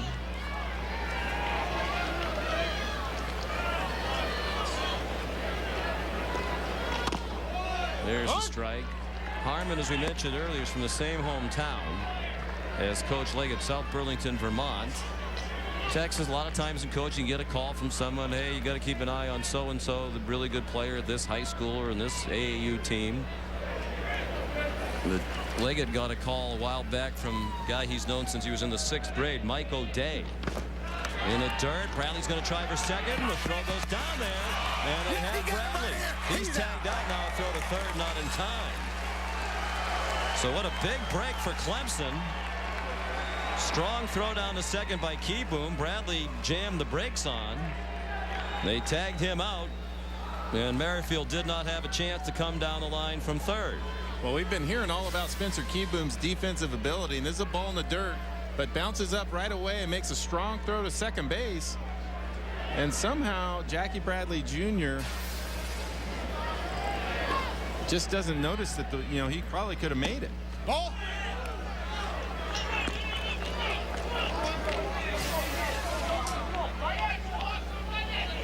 He's off and probably thinks he's not going to make it once he notices the shortstop or actually Freeman, the second baseman, start to catch the ball. You sense that when you're running to second base when the guy's going to catch it. He stumbled a little bit, hits him. Nice play. That is the inning. So a great chance to score for South Carolina goes by the boards. 2-1 Carolina. To ESPN's coverage of the NCAA College World Series presented by Capital One. Final game, deciding game of bracket 2. The winner goes on to the championship finals, a best-of-3 series against UCLA. And right now it's South Carolina with a 2-1 lead after 5. despite 5 strong innings from Casey Harmon. That's the game track brought to you by Coke Zero. Sam Dyson's been outstanding as well. Started to mention Coach Leggett from the same hometown as Casey Harmon. A few years ago, Coach got a call from his best friend since he was in the 6th grade, Mike O'Day, who played with him at the University of Maine as well with Jack Leggett. He's now the athletic director at South Burlington High School. He called Jack Leggett, said, I have this kid up here you have to keep an eye on. Jack said a lot of times when you get that kind of call, you roll your eyes. When it comes from somebody you've known most of your life and really trust and respect, it gets your attention. So they started to pay attention to Casey Harmon. He wound up coming to Clemson. They thought he'd be a northern player with more baseball experience would improve, and he has to become their best starter. They're trying to get the offense started with that little huddle in the dugout. Dyson facing Kyle Parker. 0 for 1 with a hit by pitch his last time up. Dyson's hit 2 tonight. He's hit a staff high 20 batters this year. He is not afraid to pitch inside. Well, we haven't seen the hat tower yet come out of Clemson. If you're a Clemson fan, you have to be thinking that your team is due to hit a home run. This is their 4th game at the College World Series. They haven't hit a home run. And they still have just 2 extra base hits in 3.5 games now. Well, that is the thing that is odd, but this is a hitter's park. I mean, the wind blows out. It's hot. The infield's really quick. You know, you'd expect something, as you can tell where the outfielders play, the ball gets to the fence fairly quickly.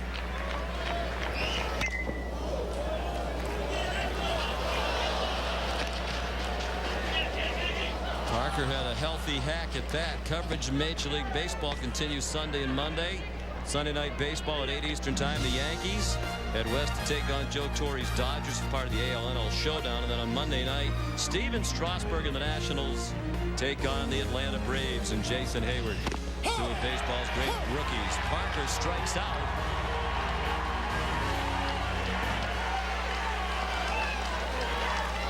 One out here in the 6th.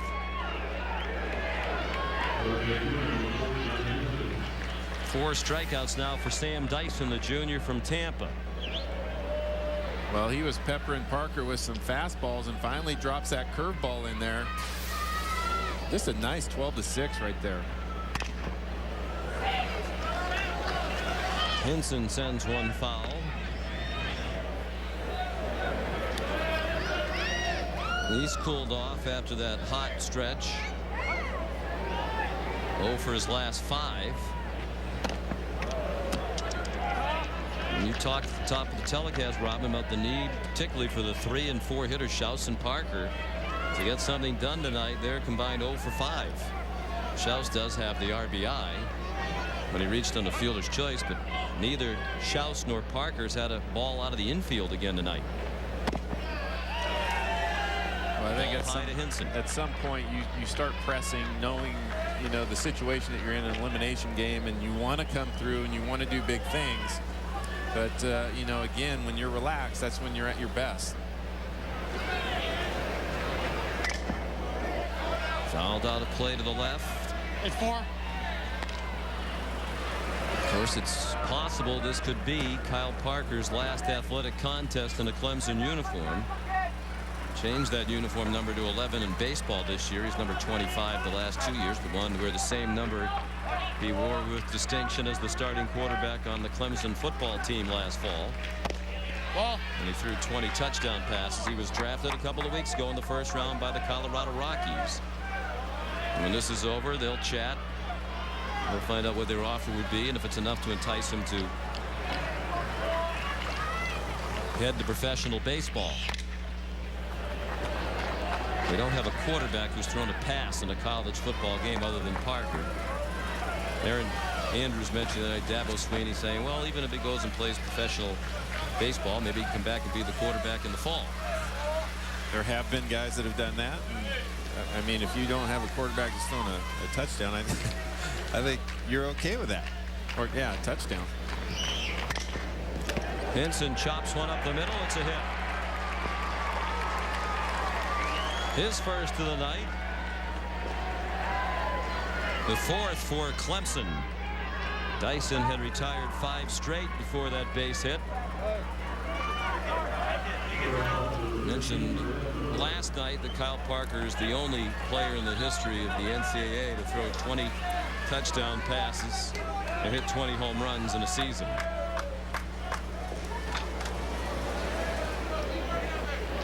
So the tying run at first for Clemson. And Hinson is their leading base stealer. He has 25 stolen bases and has been caught only 5 times. Off the mitt of Enders, and his throw to second is not in time. Enders had a problem with that. He had a pass ball last night that led to the only Clemson run. That's a ball he should have squeezed and did not. It's his 11th pass ball of the season. Well, this is one where you get a little lazy. You start looking at the first base runner, and you don't watch it all. You don't feel it come all the way into your glove. And give Hinson credit. I mean, that's just a great job of getting a jump and being prepared for that. There is action in the South Carolina bullpen. Brad Miller looked at a strike, 1 ball and 1 strike. He's 0 for 2 tonight. Tyler Webb, the left-hander. John Taylor, the right-hander. They're part of a deep and talented South Carolina bullpen that's pretty well rested now with the complete game last night by Michael Roth, and this outing from Dyson. Chopper to second. Nice play by Scott Ringo. 2 outs. The tying run goes to third now. Hinson there. In the 6th inning with South Carolina leading 2-1.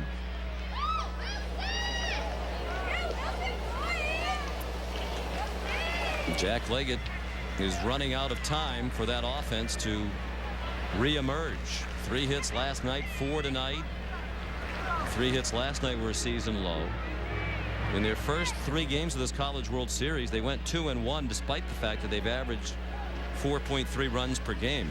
That's way off their season average. They average 8.6 runs per game. And in the NCAA tournament, they have been averaging close to 10 runs per game. All of a sudden, they have struggled mightily offensively. Mark Calby, the pitching coach, visited the mound. UCLA the winner of bracket 1. They eliminated TCU today 10-3. Terrific season for the Mountain West Conference champion Horned Frog. Ball high to Richie Schaefer. Big spot for the freshman, who was singled and lined to second tonight. Tying run at third, 2 outs, top of the 6th inning.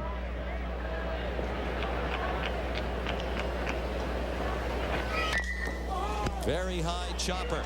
Adrian Morales has to hurry, and it is dug out beautifully by Walker. It's an excellent South Carolina defensive team, and they make a huge play to retain the lead. Clemson leaves a runner at third. The Tigers have stranded 6. Sam Dyson and the Gamecocks still lead 2-1 in this winner-take-all ball game. To the College World Series from Rosenblatt Stadium in its final year. The event will move downtown next summer, about 3 miles away, to a brand new $128 million ballpark. Unfortunately, they're going to raise Rosenblatt Stadium to expand the parking for the Henry Doorly Zoo, another great attraction here in Omaha. Adrian Morales, the leadoff hitter. Bottom of the 6th, the Gamecocks leading 2-1. Has to be a little hot to wear that hat all night long, doesn't it? I wonder who's hotter.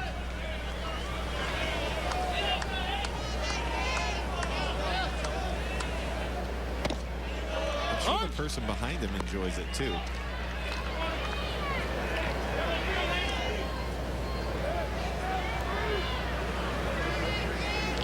Well, he can listen to the game if you can't see. Fly ball to right. Kyle Parker looking into a bright sun. He had the sunglasses on, and Morales is retired. He's now 0 for 3.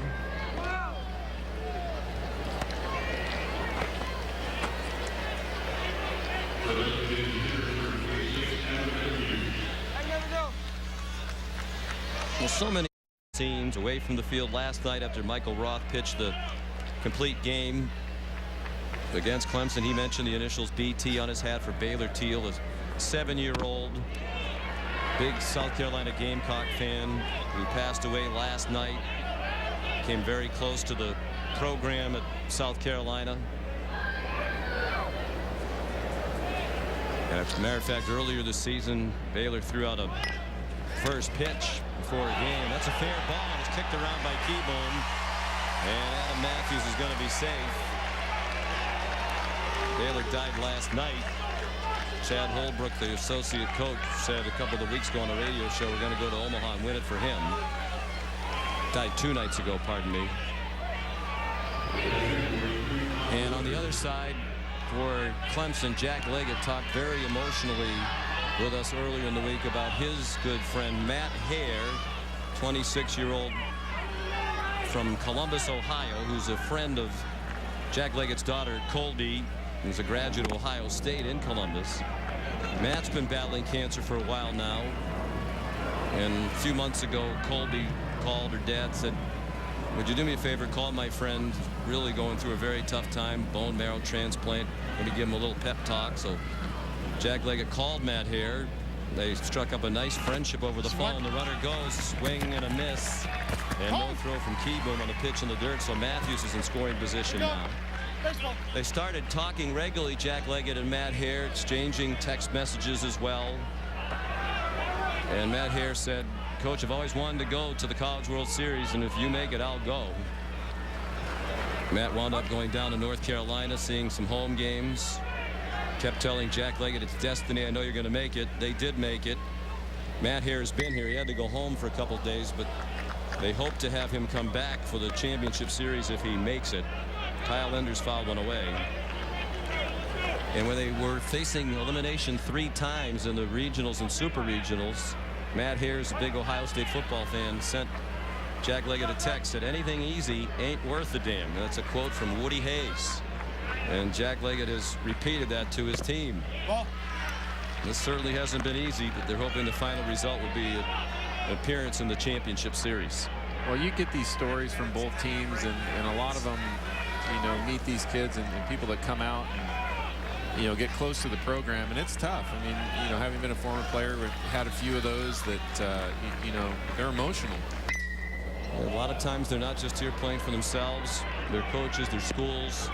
They have other people who sometimes they meet by circumstance, become very important to them and their programs.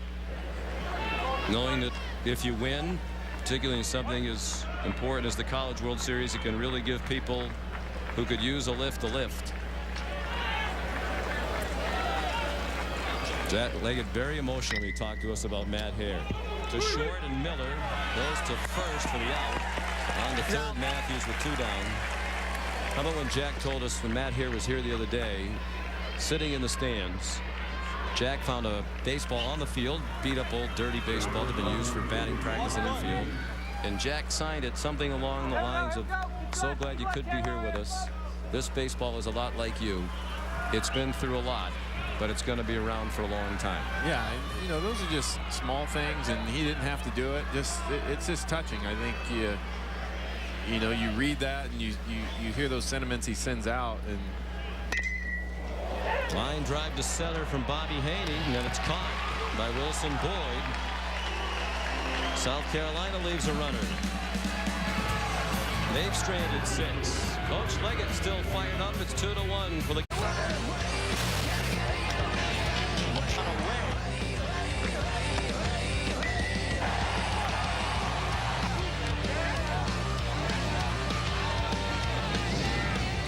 Heading to the final innings here in Omaha through 6. It's South Carolina leading Clemson 2-1. Here's Aaron. Well, Sean, with this being Rosenblatt's last season, it's also the last season for Lambert Bartak. Who is he? Well, he plays the organ here at Rosenblatt Stadium. He's been doing it since 1955. He actually filled in from 1955 to 1980, and he's been the full-time organist ever since. 91 years young.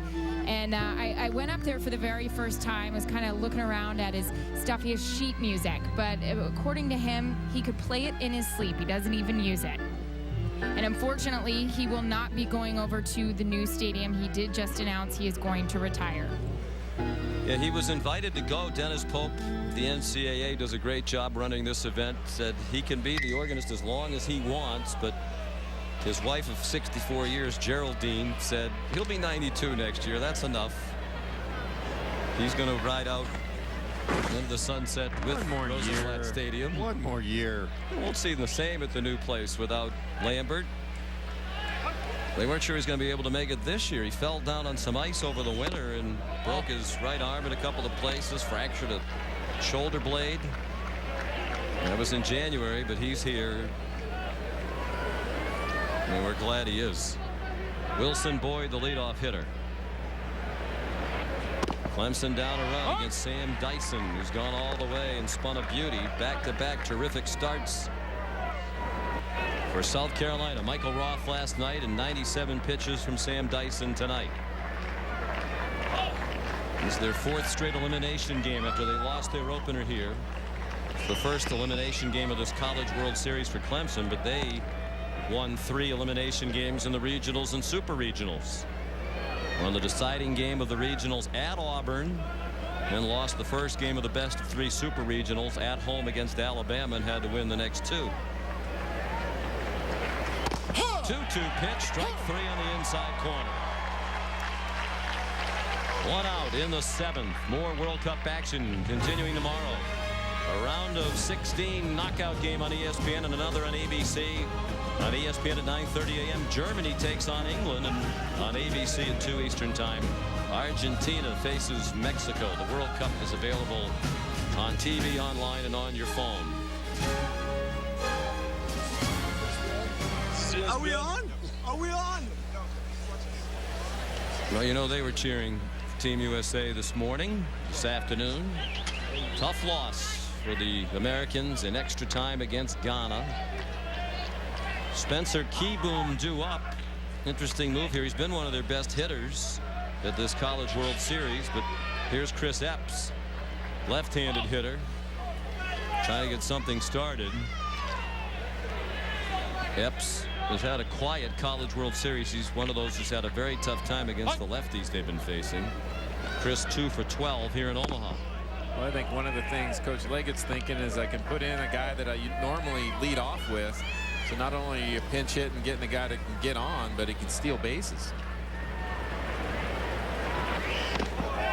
That one drifts up and away. Of course, they can get Epps up there before they see another left-hander, and they may not see a left-hander tonight because Matt Price is warming up in the South Carolina bullpen, and he is their closer. So they might go right from Tyson to Price if Ray Tanner and Mark Calvey decide to make a pitching change. Well, we saw their eyes light up when we asked them this morning if they had another lefty. And you knew, by the way he looked at us, that if he had another lefty that could start, he probably would have thrown him today. There's ball 4, so Epps draws a walk, and that's right what Robin was talking about. Jack Leggett hoping to get a runner with good speed on base. And Epps does have 16 stolen bases. He's second on their team. He's been thrown out 7 times, so it's not a great ratio.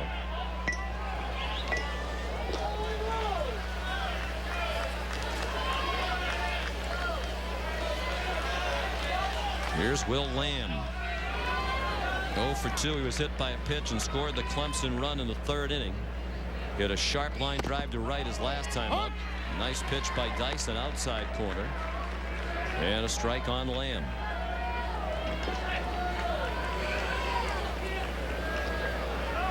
You can understand why the coaches for South Carolina would be thinking about a left-handed pitcher.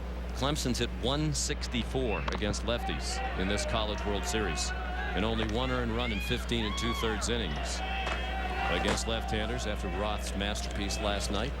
Well, yeah, they have 6 lefties in their normal starting lineup, but you know, the way Michael Roth pitched, and he's unusual for most lefties, is because he drops down sidearm against the left-handed hitters and then comes back over the top against righties. A little lob that might find a home in shallow right, and it does, despite a great effort by Wingo. Epps couldn't speed toward third. He had to make sure that ball dropped. So it's a bloop hit for Lamb. And now the tying run is in scoring position. The go-ahead run at first for Clemson in the top of the 7th, trailing 2-1. Well, this ball gets in on him, and you know the thing I like here is Scott Wingo hustles as hard as he can to go out and gives an effort, and that keeps Epps from being able to go from first to third. So even though he doesn't catch it, he gets within range to keep Epps from just taking off and making it to third base. So big spot now for the senior, Mike Freeman. And it looks like Ray Tanner and Mark Calvi are going to stick with Dyson. Over 100 pitches now. Their closer's ready. 106 pitches thrown by Dyson. And Freeman fouls one off. They did tell us this morning, because Price threw 3 innings 2 nights ago in their 12-inning win over Oklahoma, they thought he would be able to pitch 2 innings tonight. If he came in right now, it would be more than 2 innings. Well, remember, Ray Tanner told us that Michael Roth was going to go 2 or 3 innings. So I think he might go 3 if he has to right now. Sometimes his estimates are a little off. As Bill Parcells once said memorably, I reserve the right to change my mind. Roth last night, the 3-hit complete game performance. Dyson threw 6 1/3, but bear in mind again, he's going on short rest. He threw over 100 pitches in his first start of this College World Series. Freeman shoots 1 foul. Freeman's better known as a glove man, but he battles and tends to put everything he has into every at bat.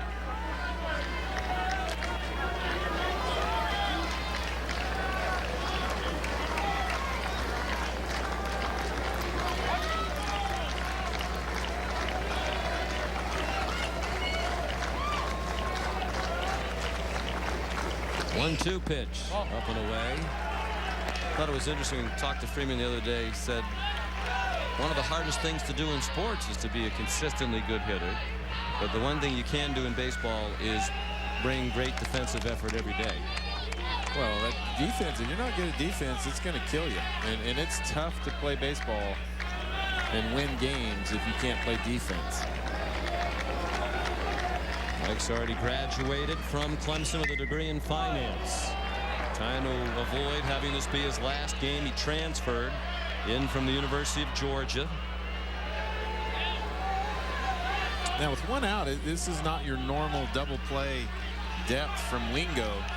I mean, they're just making sure that they get one, that nothing gets through the infield to tie up this game.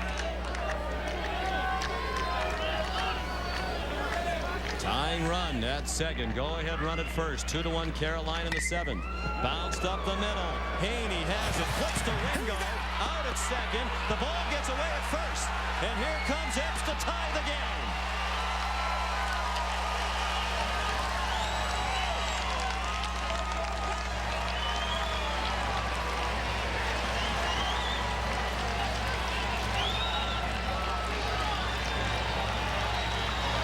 So Jack Leggett's move pays off. The speedy Epps winds up getting on base as a pinch hitter and coming around to score. And a lot happened here, Robin. A great play by Haney. They almost turned 2, but then Walker couldn't squeeze it. Well, this is just an example here of being very good defensively. You see this nice play by Bobby Haney, a great flip to Wingo. But if you're Christian Walker, you can feel that runner coming down. You can't try and pick that right there, knowing that Epps is coming around third base. You got to come off there and make sure nothing gets by you. Well, it's a fielder's choice. No RBI for Freeman because Epps scored on the error which they have charged to the second baseman Wingo. His second error of this College World Series. They go to the bullpen for Matt Price, their closer, in a 2-2 game. The winner goes on to the championship finals. The loser goes home. And the new pitcher is Matt Price, who's become their closer. Hard throwing right-hander. Freshman, redshirt, out of Sumter, South Carolina.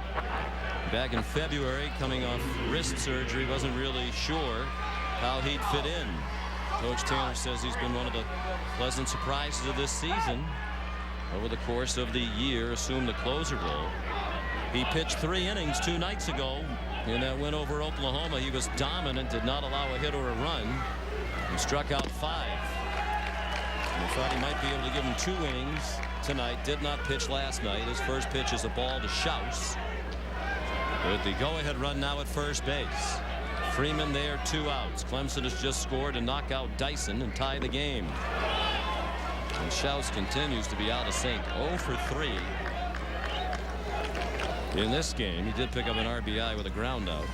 He's 1 for 11 in the College World Series.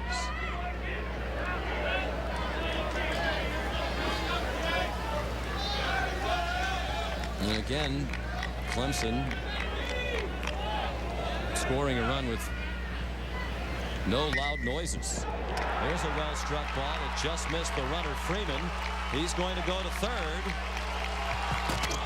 Are you surprised, Robin, that they went to Price right here and not one of the lefties? Schaus, one of those left-handed hitters who's clearly been struggling against left-handed pitching here. But they bypassed Webb, for example, in favor of Price to pitch to a left-handed hitter. Well, I think you give yourself 2 hitters to work with. Even though Schaus is the one that Price comes in for, you still have Price going against Kyle Parker that's a righty. So I think for Ray Tanner, you're just very comfortable getting Price out there, especially the way he pitched against Oklahoma. I think, you know, in a tough spot in an elimination game, you want to go to your horse, and you know, I totally understand what he's going with. I want to go with my best guy I feel I got coming out of the bullpen.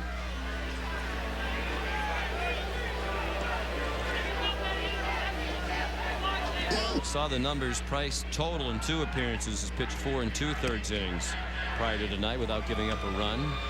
There's Webb, the lefty again. Taylor, the right-hander. They were up earlier. Price also pitched an inning and 2/3 of relief in their win over Arizona State without giving up a run. Friends, you can follow us here in Omaha on Facebook and Twitter. Search ESPN Omaha on Facebook. Join more than 20,000 fans. Yeah, she's playing in pain today with a very sore wrist. That was my non-Twitter hand. I was all good to go. Kyle you Parker two better now. be careful. I'll Twitter something about you two. Yes. Well, Erin had some people respond to some of her tweets from here. Some fans of these 2 schools saying, you haven't said enough about how intense this rivalry is. You got to downplay it. We don't like each other. It's been the common response Erin has received from some of her tweets.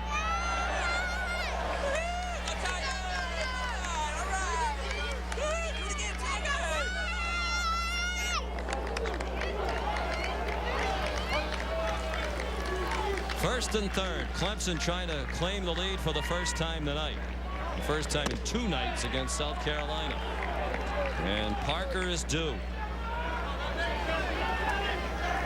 Hasn't had an RBI in this College World Series. 0 for 2 with a hit by pitch tonight. He has walked 3 times and been hit twice here in Omaha. And still has just 2 hits. The 1-2 to him. He struck him out.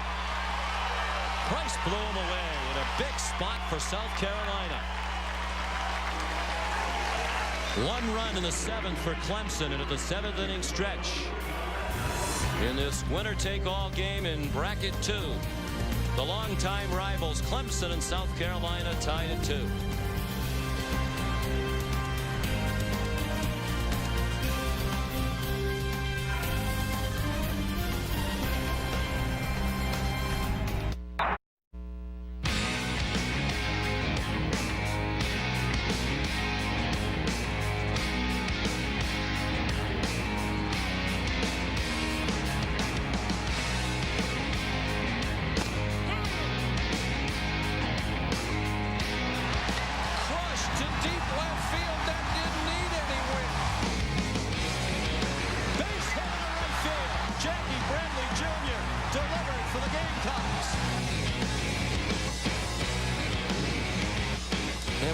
Back to Omaha.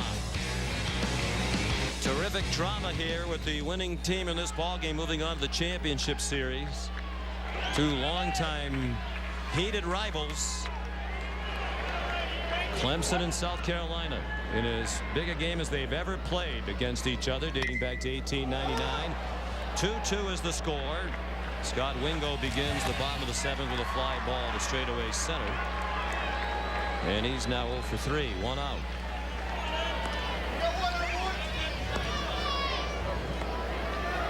Watch bunts again. Hey. Same thing.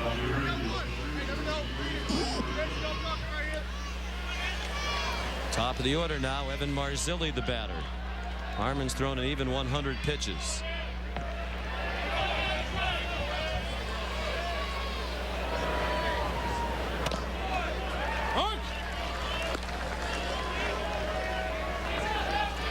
One strike on Marzilli, who singled and scored in the first. 1 for 3. Ryan Harmon looks sharp here, not showing any signs of fatigue.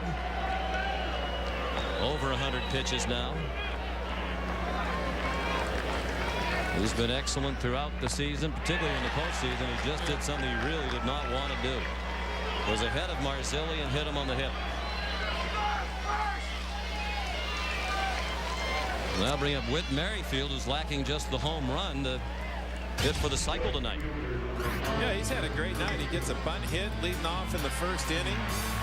Just pushes one past the pitcher, comes up his next time up, hits one in the right center gap for his double.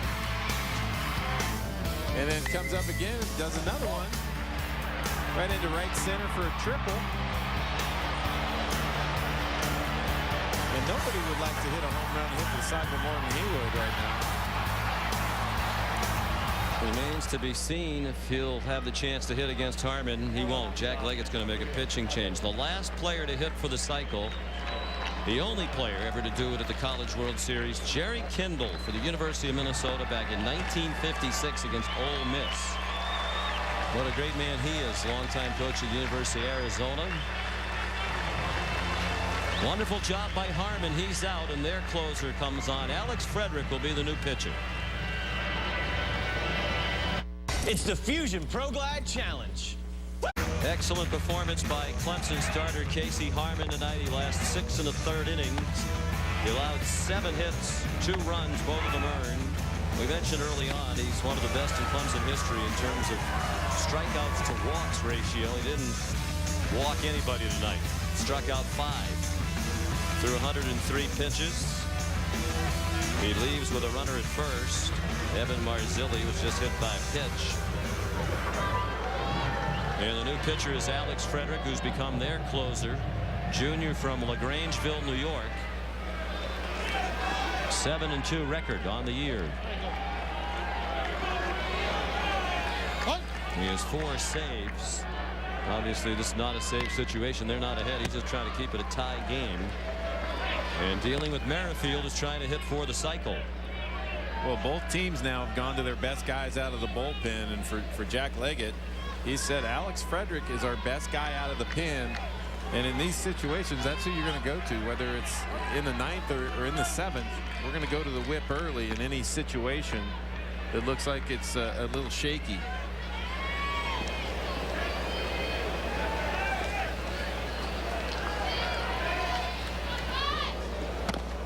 Up over the head of Merrifield.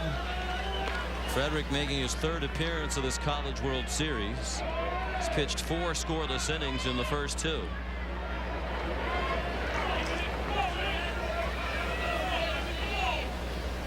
And has 2 saves. Saved the first ball game, the opener for them against Arizona State, and saved the victory over Oklahoma.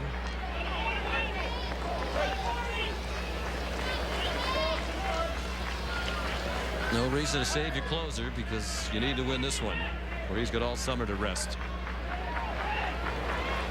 1-2 pitch. Check swing and a ball high. Well, that's the thing that's amazing for Clemson is that Harmon was pitching great. I mean, he was pitching great to everybody except Merrifield.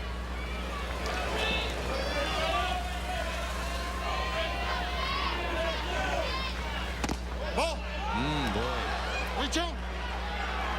Hard to tell where that one missed. Frederick wanted it.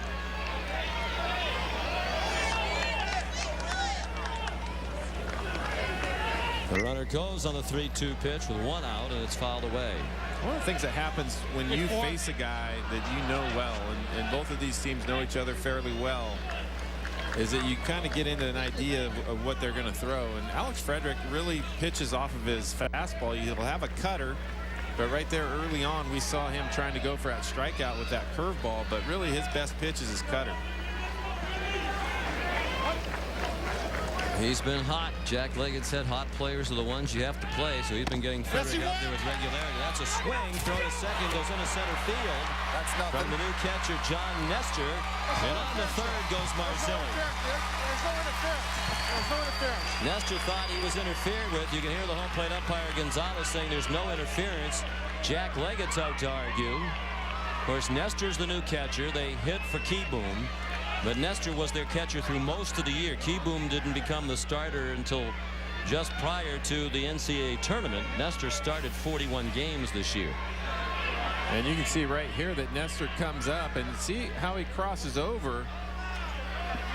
I mean, really, you know, any player that crosses in front, that's going in his line of going into second base. He came right across the front of the plate and flipped the bat in the air right in front of the catcher, Nestor. They charge an error to Nestor. Do they credit Marzilli with a stolen base? They did. Marzilli gets a stolen base. And he's now 8 for 8 for the year. And it looks like he might have cut his hand while sliding. So stolen base and then an error on Nestor. And the go-ahead run is at third for South Carolina with 2 outs in the bottom of the 7th. Dan Pepicelli, the pitching coach, back to the mound. Well, now you have yourself a problem, because you have Jackie Bradley Jr. at the plate, who seems to be coming up with the big hits for them every night for South Carolina. Do you risk walking him, getting him on first base, and possibly having him steal second? And I'm sure that's what he's going over right now. I'm sure that's what Dan Pepicelli was talking about with Frederick at the mound.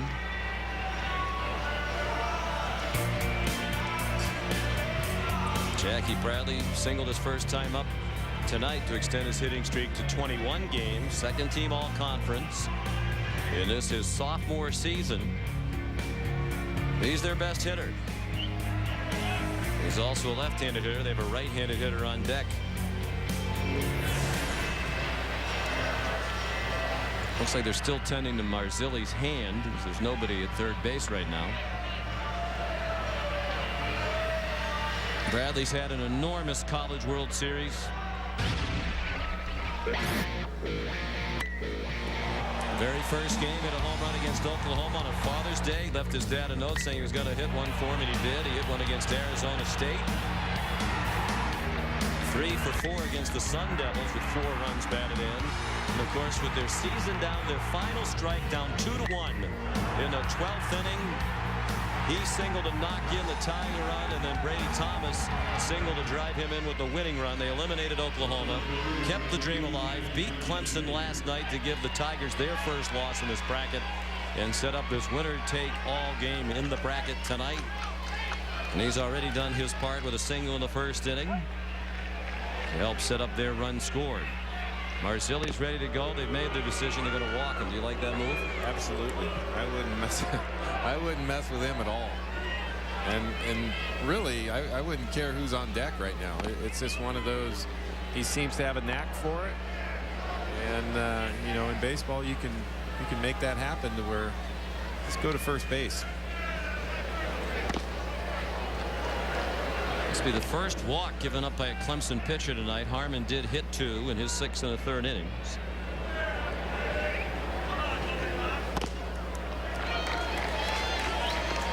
So they'll take their chances against the right-handed hitting freshman, Christian Walker. As we've chronicled, he's had some big hits throughout this postseason for South Carolina, including one tonight. Leadoff homer in the 4th off Casey Harmon.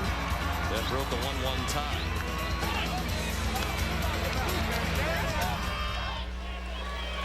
He's been their second best hitter in this College World Series, right behind Jackie Bradley Jr. So 2 homers now here, driven in 4. Oh. And a ball just a little bit up and away.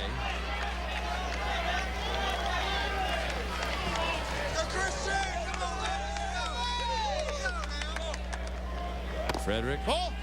Misses again away.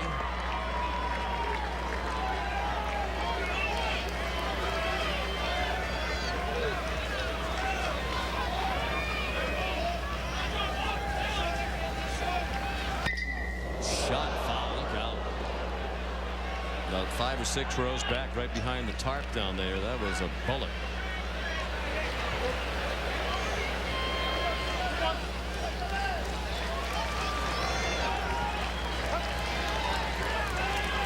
Walker's from Pennsylvania, Limerick, PA. His high school coach played for Ray Tanner at North Carolina State. Tom Sergio, that's the connection. They got Walker from Pennsylvania down to Columbia, South Carolina. He committed to the Gamecocks after his sophomore year in high school. Now trying to deliver one of the biggest hits in school history, and he does. Base hit in the center field. It's 3-2, South Carolina.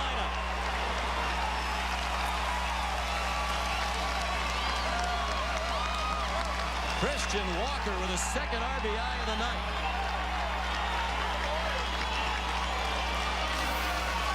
Well, he finally gets a good pitch here and just drives this into center field, very similar to his home run. And you can see they're trying to get him on breaking pitches, and he just stays on it. He's either hitting the ball the other way with a fastball or taking it up the middle. And you see Casey Harmon knows that he shouldn't have hit that guy. He knows that hit by pitch to Marzilli is going to come back and get him. Yeah, he was ahead in the count, cruising right along, and then he hit Marzilli, and that started the inning. And Walker makes them pay for intentionally walking the batter in front of him. And now in a tight one throughout, a chance for a little breathing room for the Gamecocks if Morales can deliver. He's 0 for 3 tonight. Even in the count here, 1 ball and 1 strike.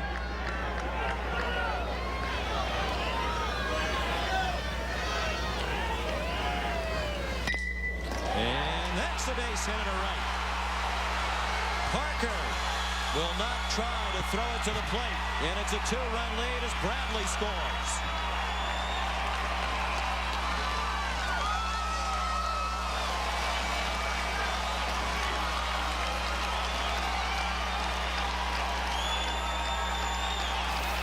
Well, it just seems to be different guys every night. This is just that slider again going out over the plate.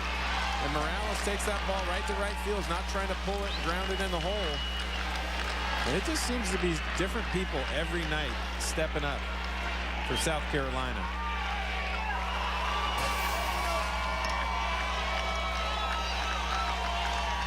So I think Jack Leggett did what most coaches would have done. Pitched around Bradley, got a right-handed pitcher on a right-handed freshman hitter. But Walker delivered to make the move backfire, and now Morales has driven in another. 2-run deficit for Frederick and Clemson. And they have only 6 outs left now. Brady Thomas comes up as a pinch hitter. The senior, who Coach Tanner says is a great clutch hitter, and he demonstrated that with his game-winning RBI, bringing home Bradley in the 12th inning against Oklahoma a couple nights ago. Big swing by Thomas and a miss. Well, one of the things I love about the College World Series, you can look at all these teams that are in here, and there are just moments on their travels to get here and their road to get here that you can't believe that they're actually here.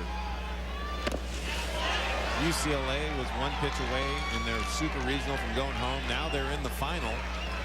You know, South Carolina, a little bit of the same thing against Oklahoma, down to their last out and end up tying it up. Last strike. I mean, these are just the great stories that you see the road that these guys take to get to the top. Yeah, South Carolina goes on and wins this one. The championship series will match 2 teams that were 1 out away from having their season end. UCLA against Fullerton in the Super Regionals. You were there for that. South Carolina down their last strike with 2 outs, down by a run in the 12th inning against Oklahoma 2 nights ago when Jackie Bradley took that 3-2 pitch into right to keep them alive, and then Thomas drove in the game winner. Trying to make it a big inning with some more 2-out damage. Ball 4. Boy, Frederick's been so good lately, but that's 4 in a row now that have reached against him.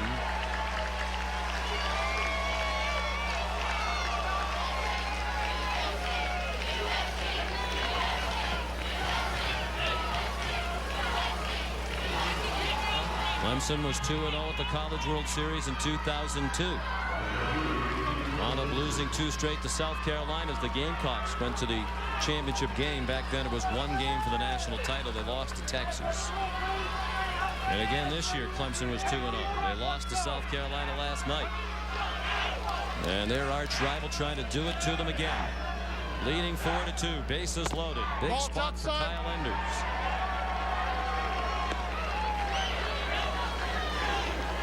The Avatar Spirit Stick on display again. They brought that out when they were down against Bucknell 5-1 in their opener of the regionals and rallied to win.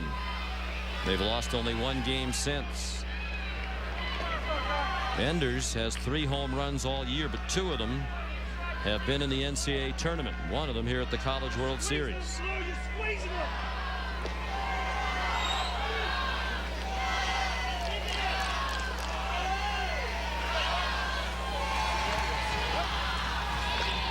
Scott Weissman, Kevin Brady in the bullpen.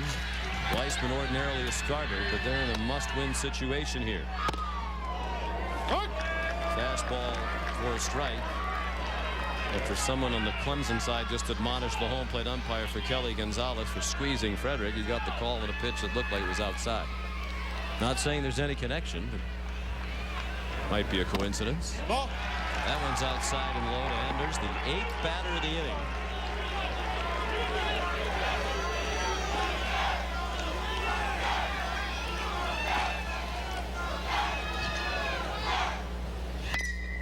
In the air, heading toward the gap. Long run for Boyd, and he makes the catch.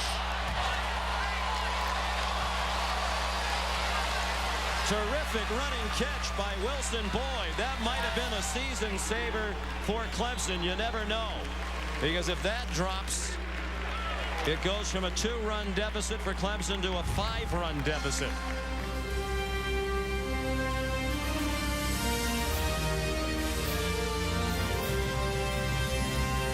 South Carolina gets 2 in the 7th. It could have been much worse for Alex Frederick. It's 4-2 as we go to the 8th.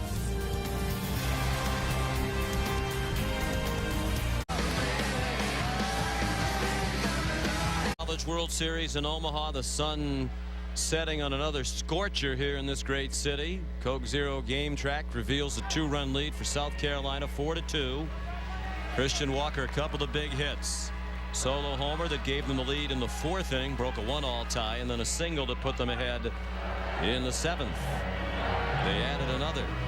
Wilson Boyd is the man of the moment in this one. Terrific running catch, Robin. If that one drops, it's going to clear the bases and give South Carolina a 5-run lead. And Clemson caught a break. It looked like a gapper off the bat, but with that wind howling from right to left, it blew the ball back toward Boyd, gave him a better opportunity to run it down. Yeah, just with the way the trajectory of that ball, it brought it right back to him. And, you know, if they get those runs, you can pretty much put it away, especially the way the struggles are so far with Clemson trying to score. Well, they're going to try that hat thing again. Didn't work for him last night against South Carolina, but hey, stick with it. If you do not believe, you cannot achieve. Hinson, the batter, quickly in an 0-2 hole against Matt Price, the South Carolina closer.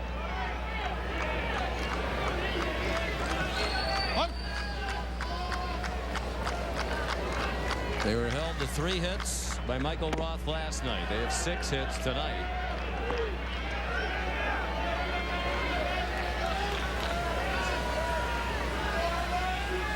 And again tonight, all of their hits are singles. They have just 2 extra base hits in 4 games and no home runs for Clemson here in Omaha. 29 hits in the College World Series, 27 singles. It's tough to stick around when that's your output. Yeah, I mean, you've had guys on base, you've had runners in scoring position, and, you know, you don't always have to hit home runs, but you need some gappers. Ball. Price has gone from ahead 0-2 to a full count now with John Hinson, redshirt sophomore from Asheville, North Carolina.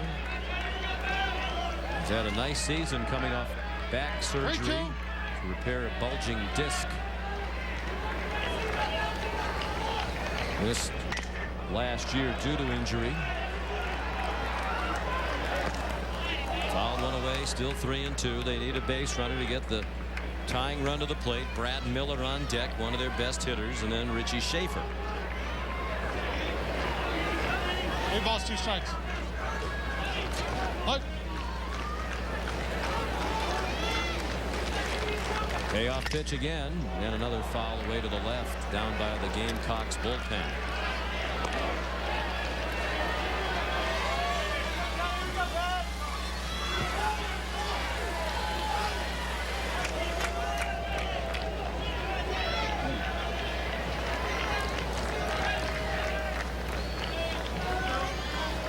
Henson about to see the 9th pitch of the at-bat.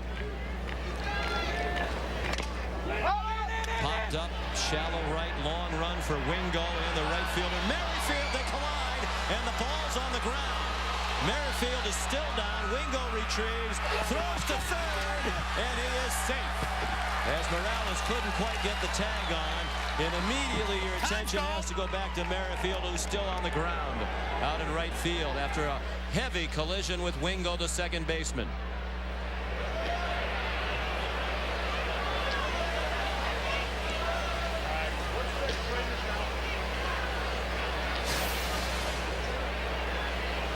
Well, we were talking about when Wilson Boyd made that catch, the wind here, and this is what happens right here. Wingo's going out, but now the wind brings it back towards Merrifield. And give him credit. He watched the ball the whole way. He wasn't concerned about a collision, even though he knew Wingo was in the neighborhood. Gave him a quick peek many steps away from the collision. That was about it.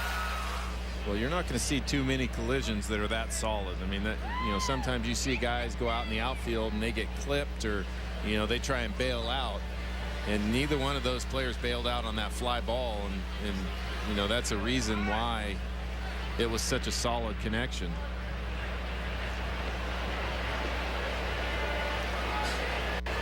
Whit Merrifield's a junior from Advance, North Carolina. Owns the longest hitting streak in South Carolina history. Among the all-time leader there in games played. Terrific player.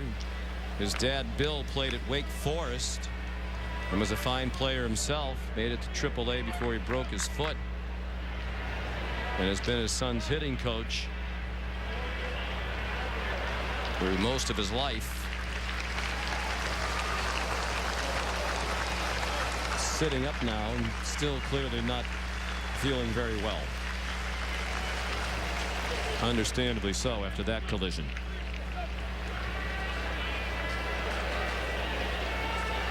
Checking to see if his lip's bleeding.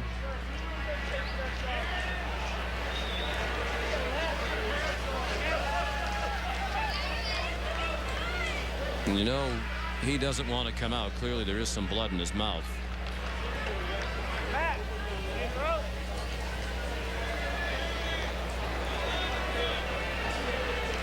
They did score at a triple for Henson. And when play resumes, Clemson will have the tying run at the plate.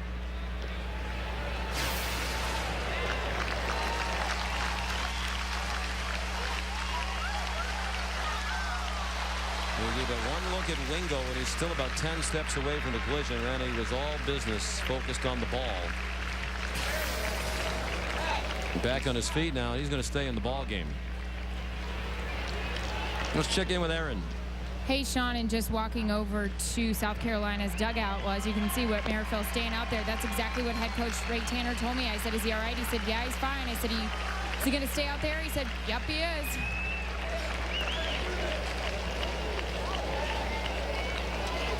Young man who played center field for them last season.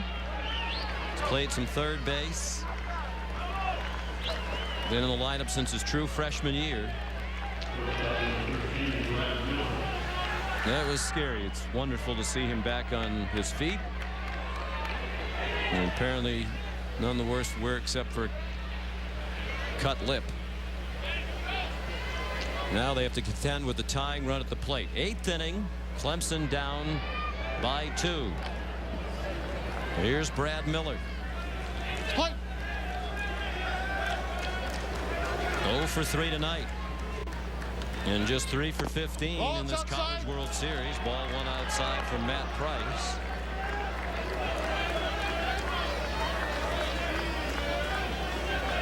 For his last 10. He's their leading hitter for the year in batting average, 363 entering tonight's game. He's due. That bloop triple, just their third extra base hit of this College World Series. Ordinarily that's a ball to be caught, but the wind creating difficulty and the ball just well placed as a bloop. Chopped on the right, it'll get the run home. Wingo almost threw it a bit too softly to Walker for the out. 1 out. It's a 1-run game. 5 outs to go for Clemson, still trailing. Coverage of Major League Baseball continues. 1 strikeouts in his first 4 career games, the Major League record. A year ago he was pitching for San Diego State and Tony Gwynn in college baseball.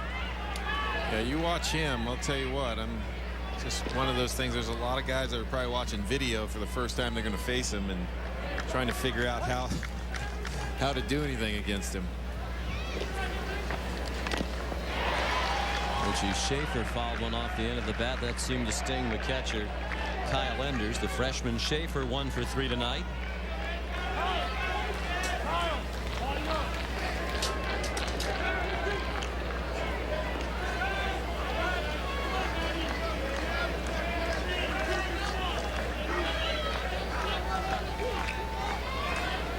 Matt Price to Richie Schaefer. Fastball for strike 3. Boy, that's a tough pitch to take. Fastball just about right down the middle. Second strikeout for Price. Well, he started out throwing a fastball by him and then got him on a slider and then comes right back with a fastball pretty much down the middle. I mean, you got to be up there protecting that strike zone with 2 strikes in this situation.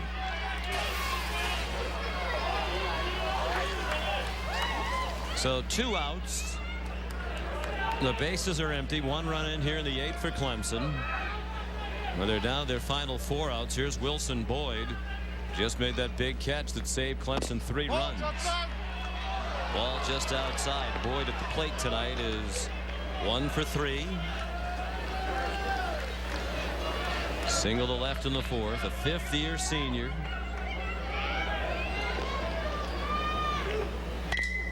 And he hits a bullet to center. Bradley turned his back for a moment to retreat, made the catch shy of the warning track, and that ends the inning. So South Carolina still has the lead, and even better news for them, Whit Merrifield's all right, because this was scary. On to the bottom of the 8th, Carolina leading 4-3.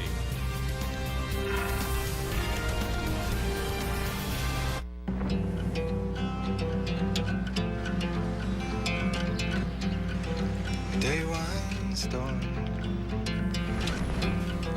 and it was beautiful. So look, see the sights that you like. AT&T covers 97% of all Americans. This summer, get the exclusive Samsung Strive for just $19.99, only from AT&T. Could switching to Geico really save you 15% or more on car insurance?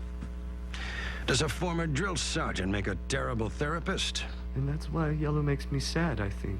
That's interesting. You know what makes me sad? You do! Maybe we should chug on over to Mamby-Pamby land, where maybe we can find some self-confidence for you, you jackwagon! John McDonough, Robin Ventura, and Aaron Andrews back in Omaha. South Carolina leading Clemson 4-3. And looking to pad the lead as we go to the bottom of the 8th. Whit Merrifield in the dugout. And I guess he had enough time to recover, because Ray Tanner lit into him when he got back in there. What do you think that's about? He wanted to call him off or something? Yeah, I think, you know, when that ball goes up, you got to be calling off that second baseman early. You know, it's your responsibility to be coming in and taking that. But again, just where the ball was up and the way the wind blows that ball, you know, sometimes you're unsure of where the wind's carrying that ball. So no sympathy for the young man who just took a shot in the head and bloodied his lip, Aaron. No, none whatsoever, Sean. It's a bit of mixed emotions. You know, the coach is so glad he's okay, but then they're screaming at him every chance they can get. And Wick Merrifield actually ran down into the dugout, into the training room. The athletic training staff were pointing to their teeth, so I can only imagine they were making sure he had all his chiclets in. And then as soon as he got back up, Ray Tanner kind of, you know, smacked him on the head, and then I think yelled at him a little bit more. Yeah, he yelled at him quite a lot, it looked like, from our vantage point. Scott Wiseman's the new pitcher for Clemson. Alex Frederick's been their closer, but he was a little bit wobbly last inning. So they turn to Wiseman, who's been a starter most of the year, sophomore from Boxborough, Massachusetts. Started Tuesday night in their game against Oklahoma. Shot to short, nicely played by Miller. And Haney's retired, 1 out. Good play by Brad Miller. Wiseman pitched 5 innings Tuesday and allowed just 1 run on 3 hits against Oklahoma. To keep up with all of the NCAA College World Series information, log on to ncaa.com, the official online home for all 88 NCAA championships. Wiseman was the winning pitcher Tuesday. That was the game that was suspended. After 5 innings when the bad weather moved in and completed the next day.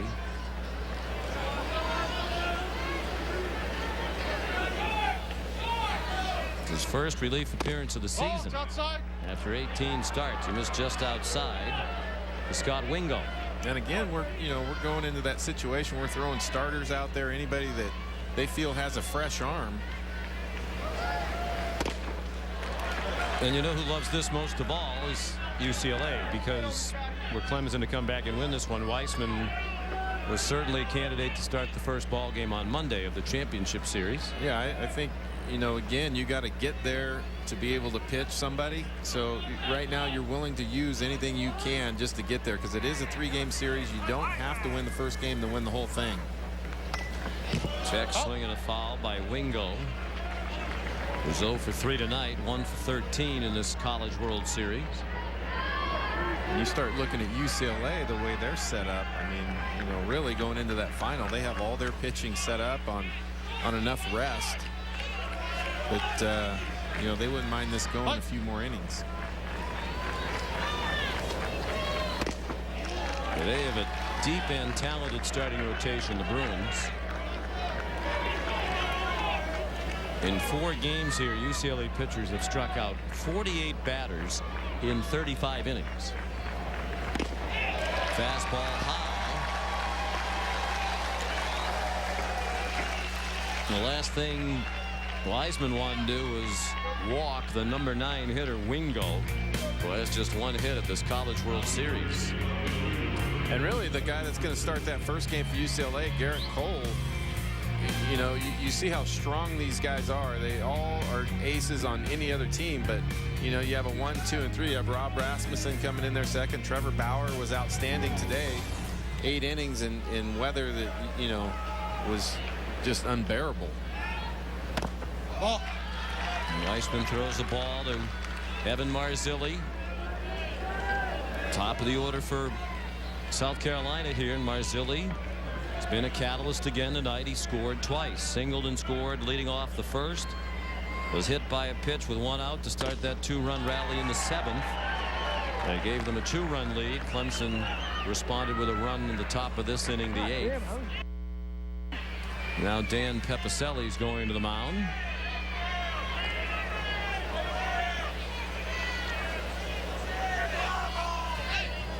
First-year pitching coach. There is action in the bullpen, and really hard to complain about the pitching if you're a Clemson fan. Pitched a decent game last night, and tonight Harmon and company pitched more than well enough to win, but the offense lacking again tonight for Clemson. Well, I think part of that is, you know, the South Carolina pitching. I mean, this is their kind of game. We've talked to Ray Tanner, and you know, he said that we like those 5-4 games, 4-3 games, anything within a run that are low scoring. We feel like we have a chance to win that game, and that's what they've done tonight. You know, they've continued to just hold Clemson offensively. Hey, Whip. And by college baseball standards, this is a low-scoring game. Of course, Tanner said all along we have to scratch and claw for our runs. Didn't used to be that way in the South Carolina program. They not long ago were a team that kind of relied on the long ball, gorilla ball as they used to call it here in college baseball. But you adjust to your talent. Right now their talent dictates this is the way they have to play offense. They can't wait around for the long ball. They don't get many. That's ball 4. So Weissman has walked 2 consecutively, and now Jack Leggett's going to come to the mound to summon one of those 2 right-handers.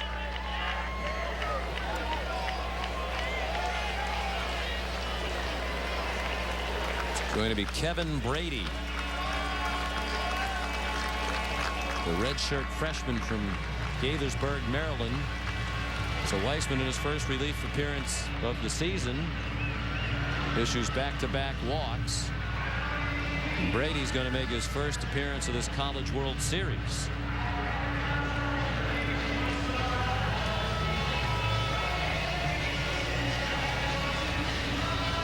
Mentioned last night, these 2 teams play each other every year. It used to be they play 4 games in each regular season, 2 on each's home field. This year they decided to change that up, play 3 games, 1 at home, 1 at the other team's home, and the neutral site game. That neutral site game was the middle that you see there on the graphic of the top 3 in Greenville, South Carolina, the minor league park of a Boston Red Sox affiliate. All the games played before sellout crowds.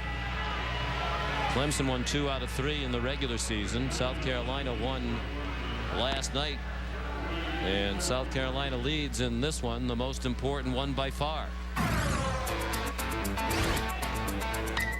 They lead because of that hit. Christian Walker broke a 2-2 tie after they pitched around Jackie Bradley right ahead of him, and then Adrian Morales added to the misery with an RBI that knocked in Bradley. And Wilson Boyd ended the misery for Jack Leggett with a great catch. Minimized the damage. Fortunately, minimal damage to Whit Merrifield on that collision. On a bloop hit by John Hinton, it wound up as a triple, and he scored in the top of the 8th to make it 4-3.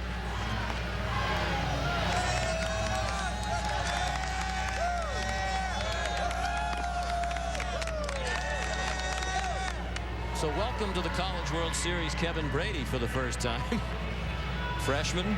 All you have to do is come out here in the bottom of the 8th with your team behind by a run, try to hold off your arch rival in front of a national audience and keep your team's hopes alive.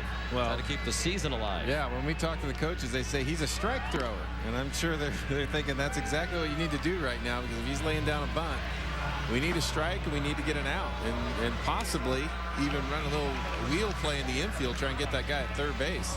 You can't just give away a situation where you let the runners just move up.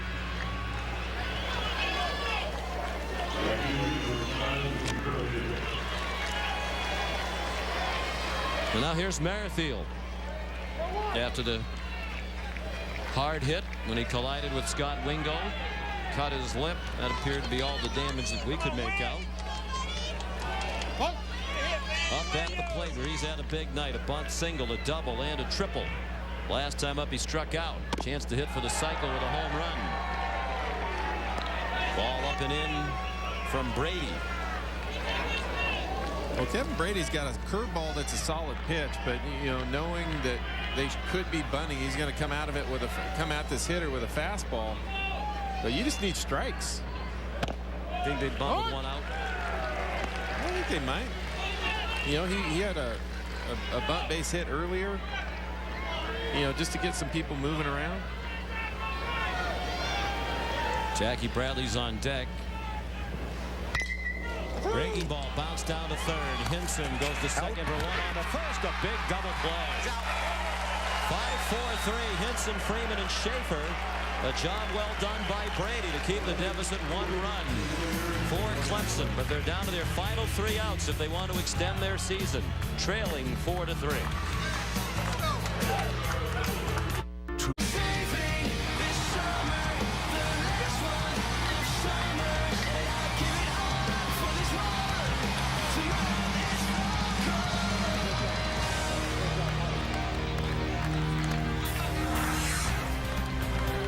UCLA awaits the winner of this one. in the best-of-3 series that will determine the national champion beginning Monday night. South Carolina leads Clemson 4-3. Could be a little bit easier for South Carolina right now. They've left 10 men on base, 8 of them in scoring position. Left the bases loaded in the 7th inning. And the double play just wiped out a promising inning for South Carolina in the bottom of the 8th. But they're 3 outs away from advancing to the championship series with their closer Price on the mound. And Matt threw strike 1 to John Nestor. Up for the first time tonight. He came in play behind the plate after they hit Spencer Keyboom in the 7th inning. He's a veteran player, has some home run pop, 2 homers this year. Not a lot of action during the regular season. They weren't really thrilled about his performance. And that's one of the reasons Keyboom got the chance at the very end of the regular season. And throughout this entire postseason, swing and a miss. Foul tip now, says the home plate umpire Kelly Gonzalez. 1 ball and 2 strikes. After Nestor, it'll be the top of the order. Will Lamb on deck, and then Mike Freeman. He'll need a base runner to reach to get to Schaus, the number 3 hitter, and another to get to Parker, their cleanup hitter. 1-2 pitch. Dropped down a little bit, and Nestor fouled it off his leg. Well, Price has that drop down to the righties, and what he's trying to do is gain the advantage by running the ball inside and also having the ability to throw that slider outside. But he has a lot of velocity on that, and that's what makes it difficult. Is you have to react quickly if you're the hitter.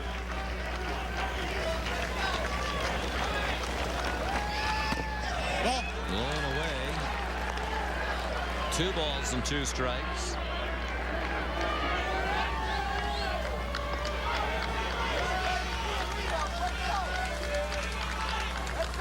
In a history of frustration at the College World Series for Clemson.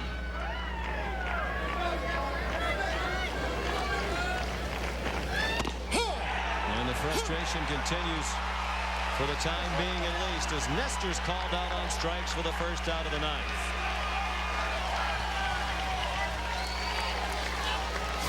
Well, he was nibbling on the outer half, and he just reaches back and drops 94 right on the corner, and he knows it right when he lets it go.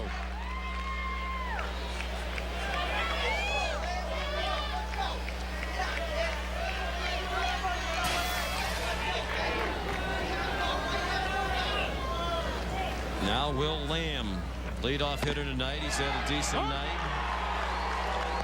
Hit by pitch and scored in the 3rd. He lined a single in the 7th. Hit a sharp line drive for an out to right field in the 5th. But Matt Price had a great College World Series, and it is continuing. He has struck out 12 now in 6 innings here at the College World Series.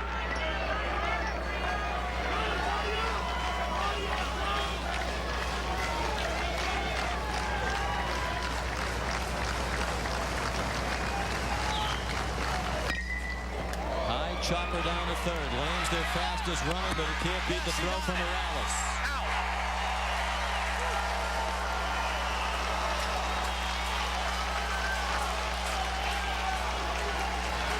Clemson down to their final out. They started off 2-0 at this College World Series, in great shape to advance to the championship series. But South Carolina beat them last night to set up this winner-take-all game, and now the Gamecocks lead by a run. South Carolina trying to repeat exactly the history of 2002 when Clemson was 2-0 and the Gamecocks beat them twice to send them home. Then South Carolina lost the 1-game championship against Texas. That was right before they changed to the championship series. Mike Freeman trying to keep Clemson alive. And trying to extend his career. He's a senior. Ball inside. Ball 2 up and in.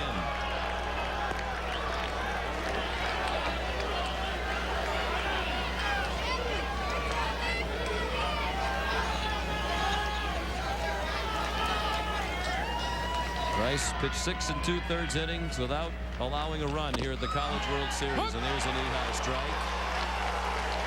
Freeman didn't like it. Freeman does have a little pop. 8 home runs. For the Clemson followers who were hoping for a tie with 1 swing, they still haven't hit a home run here at the College World Series. This is their 4th game. 2-1 pitch. Ball inside. And with the fans here hanging on every pitch, each side's taking turns giving the home plate umpire Kelly Gonzalez a hard time with some of these close pitches. The 3-1 pitch. Hot foul and out of play, and it comes down to 1 more pitch.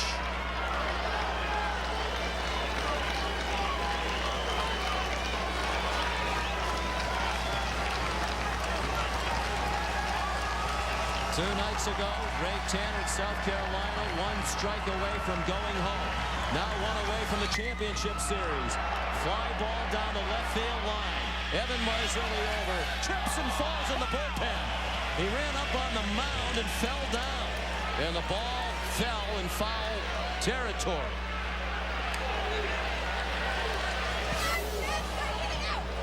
One of the few bad things about Rosenblatt Stadium, those mounds down there, they can cause the fielders problems. They can also be dangerous.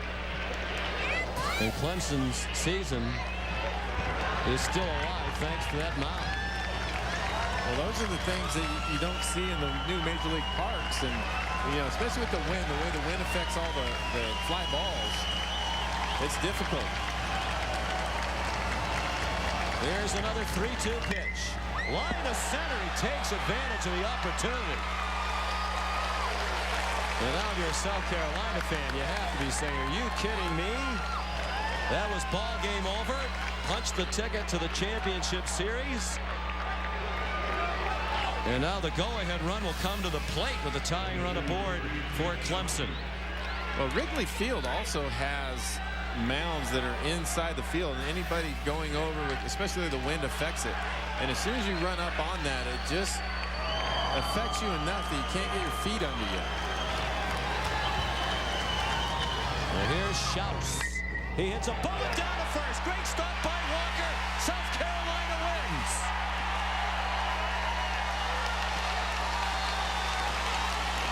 And Jack Leggett and Clemson head back to South Carolina as the Gamecocks move on to the championship final.